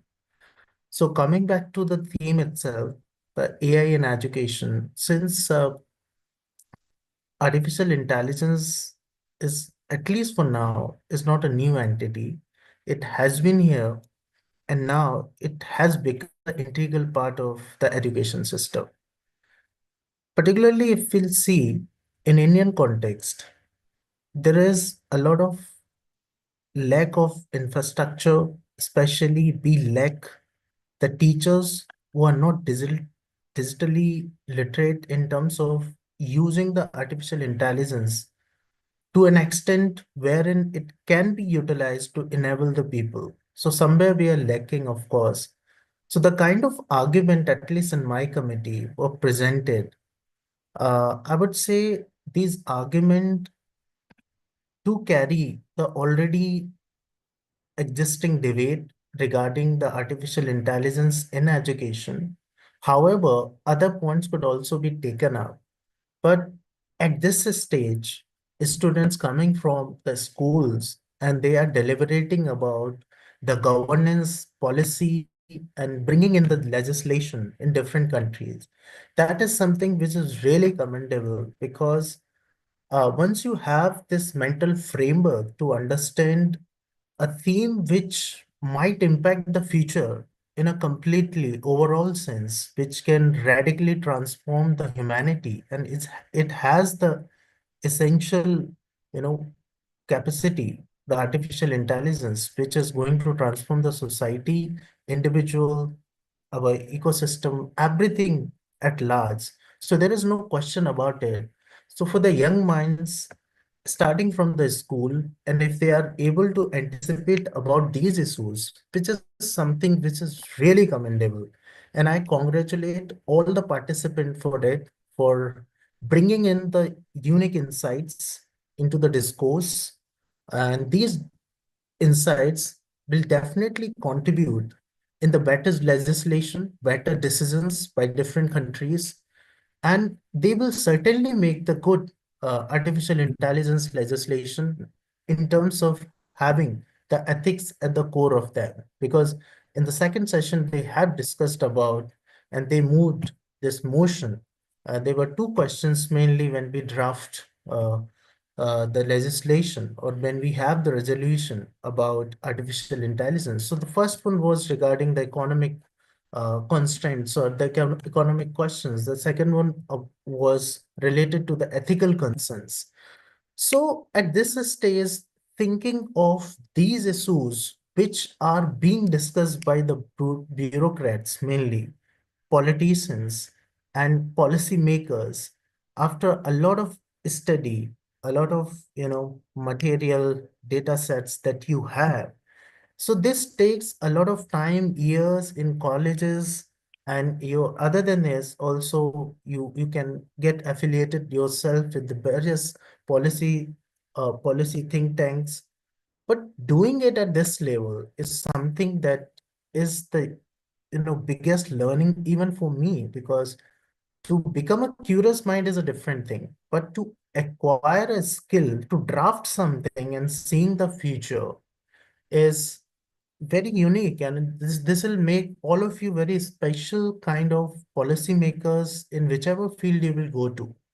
So the resolution which was presented by the students, they actually covered all the points specifically. They had anticipated about the economic questions, just like I have seen in couple of policy think tanks in Delhi, especially whenever I have attended the meetings, even couple of points are not being taken up by them at this extent, the way they could actually been discussed in this conference. So that's the biggest insight, and that's the biggest learning for other institutions as well, that we can possibly tell them that this the kind of deliberations that you are having, even there is a lack that possibly you are not as connected as the new generation or the new people could be, and they are being left out just because they are not part of a system. So on that note, I believe the resolution which is being presented is something which will bring the positive changes. And these positive changes are not just confined to the one territory. These positive changes consider the artificial intelligence as a universal entity, but without suspending the concerns of different cultures, different nations, different regions. This resolution actually takes into account the cross-cultural interpretation of artificial intelligence and their concerns, ranging from economics to culture, society, values, truth, reality, and morality. So basically, all the fundamental points which were positively in detail were being discussed by the student, and they were being put in. And I can understand definitely, since there was this limitation of time, so Had it been the case, they would have been given more time. They could have taken this draft to a more, better level. They could have drafted it. They could have defined in a more subtlety the basic concepts, which perhaps requires little bit of more explanation or clarity to put in a better structure, to convert it into official documents, or to develop it into a policy, completely, which can be implemented or taken up by the country. So on that note, I really congratulate once again to all the participants and students for contributing uh, in all the respects, because some may have the ability to communicate it better, because some were able to provide the arguments in a more better way, possibly, though these arguments were just limited, not just speaking for a long time, though there was some passive participants as well. They were speaking less. That's absolutely fine. That works out. But the first victory that you guys have achieved, that at this stage, participating in a very serious workshop, which is happening through the Athena Group, which is one of the most prestigious educational group in India, and organizing very substantial workshops, programs, or advising people on different kinds of issues so that they can get settled in good universities. So coming to these substantial topics and choosing this one and giving the time, since morning it's been around 2:30 and this is sitting for this hour. I mean, these 4 straight hours is a huge task. This requires a lot of dedication. So I appreciate you for that. And then just listening to different participants without any hindrance. And the third point, that you were able to understand the rules and regulations which were being provided by the organizing team to that well that not even a single nuance has been created. That's another that shows that how dedicated and how learned and how, disciplined you are when it comes to the seriousness. So the young crowd of the 21st century can actually be the real, driver of the change, and that you have displayed through it, that I could at least observe it. So the both way this the credit goes to the group. That means the Athena Education Group, and to you people that you were able to coordinate with each other so well that not even that once has been created, which could have been the obstacle for the legislation or the resolution drafting. The fourth point, that that's on the suggestion note, that some of the points, your limitations, I can absolutely understand, because at this stage, thinking and taking the material, on such short notice is something that is little challenging, because there are certain articles in general, when you will go to the research, then you will realize that it's tough and you can't procure the articles which are being provided by the university, because you are at the school level now. So had it been the case, I think the more better data could have been produced, right?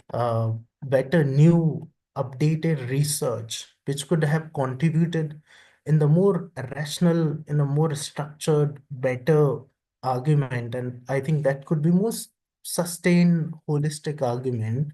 So that bit of research possibly, if you will think on that note, as a suggestion, if you could pick up or think on that line, that you need a bit of, updated or current research related to the data which are, or the legislation which are usually are being developed by the different scholars working in collaboration with the government. So I think that can be a little more advancing for you in terms of having a better formed uh, opinion, and that will contribute into a better knowledge in terms of the AI in education, to have a better, just viable, sustainable future for the humanity. So with this, I'm happy with all of you for your suggestions, and it was a learning experience for me. And I once again congratulate you all, and I express my deepest regard to the group. for having invited me. Thank you so much. Thank you so much. Over to you. Thank you so Thank much, you, sir, Ishwar. for sorry, yeah. Okay. Thank you, Ishwar, sir, for your valuable remarks and your appreciation for students' enthusiastic participation. I'm glad you found this event to be meaningful. It has truly, it has like truly been a fantastic day filled with, the most impressive of presentations. And I was really happy to see everyone's creativity, their expression, their speaking skills, and everything. And we hope that you enjoyed presenting your work as much as we enjoyed looking at them. Um, as we approach the results announcement, please know that it was genuinely a tough call. We saw the scores, and the difference was barely a few points. Each one of you did an outstanding job in identifying the knowledge gaps and growing through the entire research process, and that is truly commendable. Honestly, let's have a round of applause for all of them. They deserve it. And before I say the awards, I request each and every one of you to turn on your cameras, please.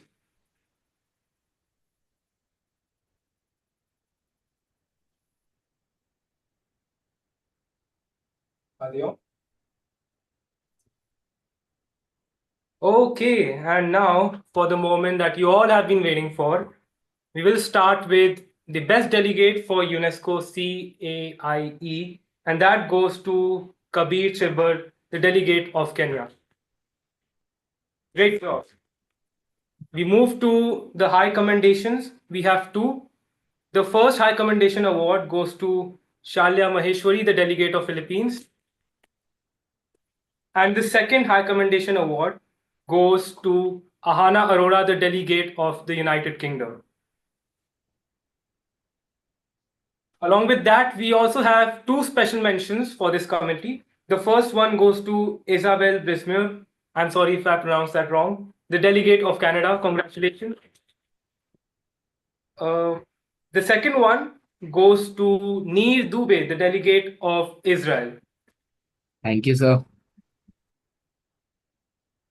We also have verbal mentions because honestly, this committee did a great job with their entire research, their expression, their speaking, and we thought that two more students do deserve a verbal mention. The first one goes to Devika Moikra Chakravarti, the delegate of Chile. And the second one goes to Palak Garg, the delegate of Australia. Thank you, sir. As for the second committee, AI in Healthcare, the Global Healthcare AIEC committee, the best delegate award goes to Shambhavi Garg, the delegate of India. The high commendation goes to Tia Kaul, the delegate of Vietnam. And third, the special mention goes to Rihani Gambhir, the delegate of Germany. Congratulations to everyone. You all have done a splendid job, and rest assured, we will be emailing you the certificates very soon. Finally, we would like to thank our keynote speakers, Dr. Suryesh Namdeo, Deepanshu Gupta, and Mokshit Jain, as well as our judges, Dr. Rishad, Dr. Pallavi Kamrakar, Mr. Saurabh Kumar, and Mr. Anand Zutsi for taking time from their busy schedules and participating in this conference. We would also again like to thank the participants for their enthusiastic participation and the entire SIGF committee as well as the mentors for their support, consistent guidance, and hard work. A huge thank you to the team of Athena for supporting all our endeavors and having our back every second. With these remarks, we come to the end of this event. We will return soon with the third event of SIGF later in the year, and we hope to see you all again in that event. Thank you so much. Thank you. Thank you.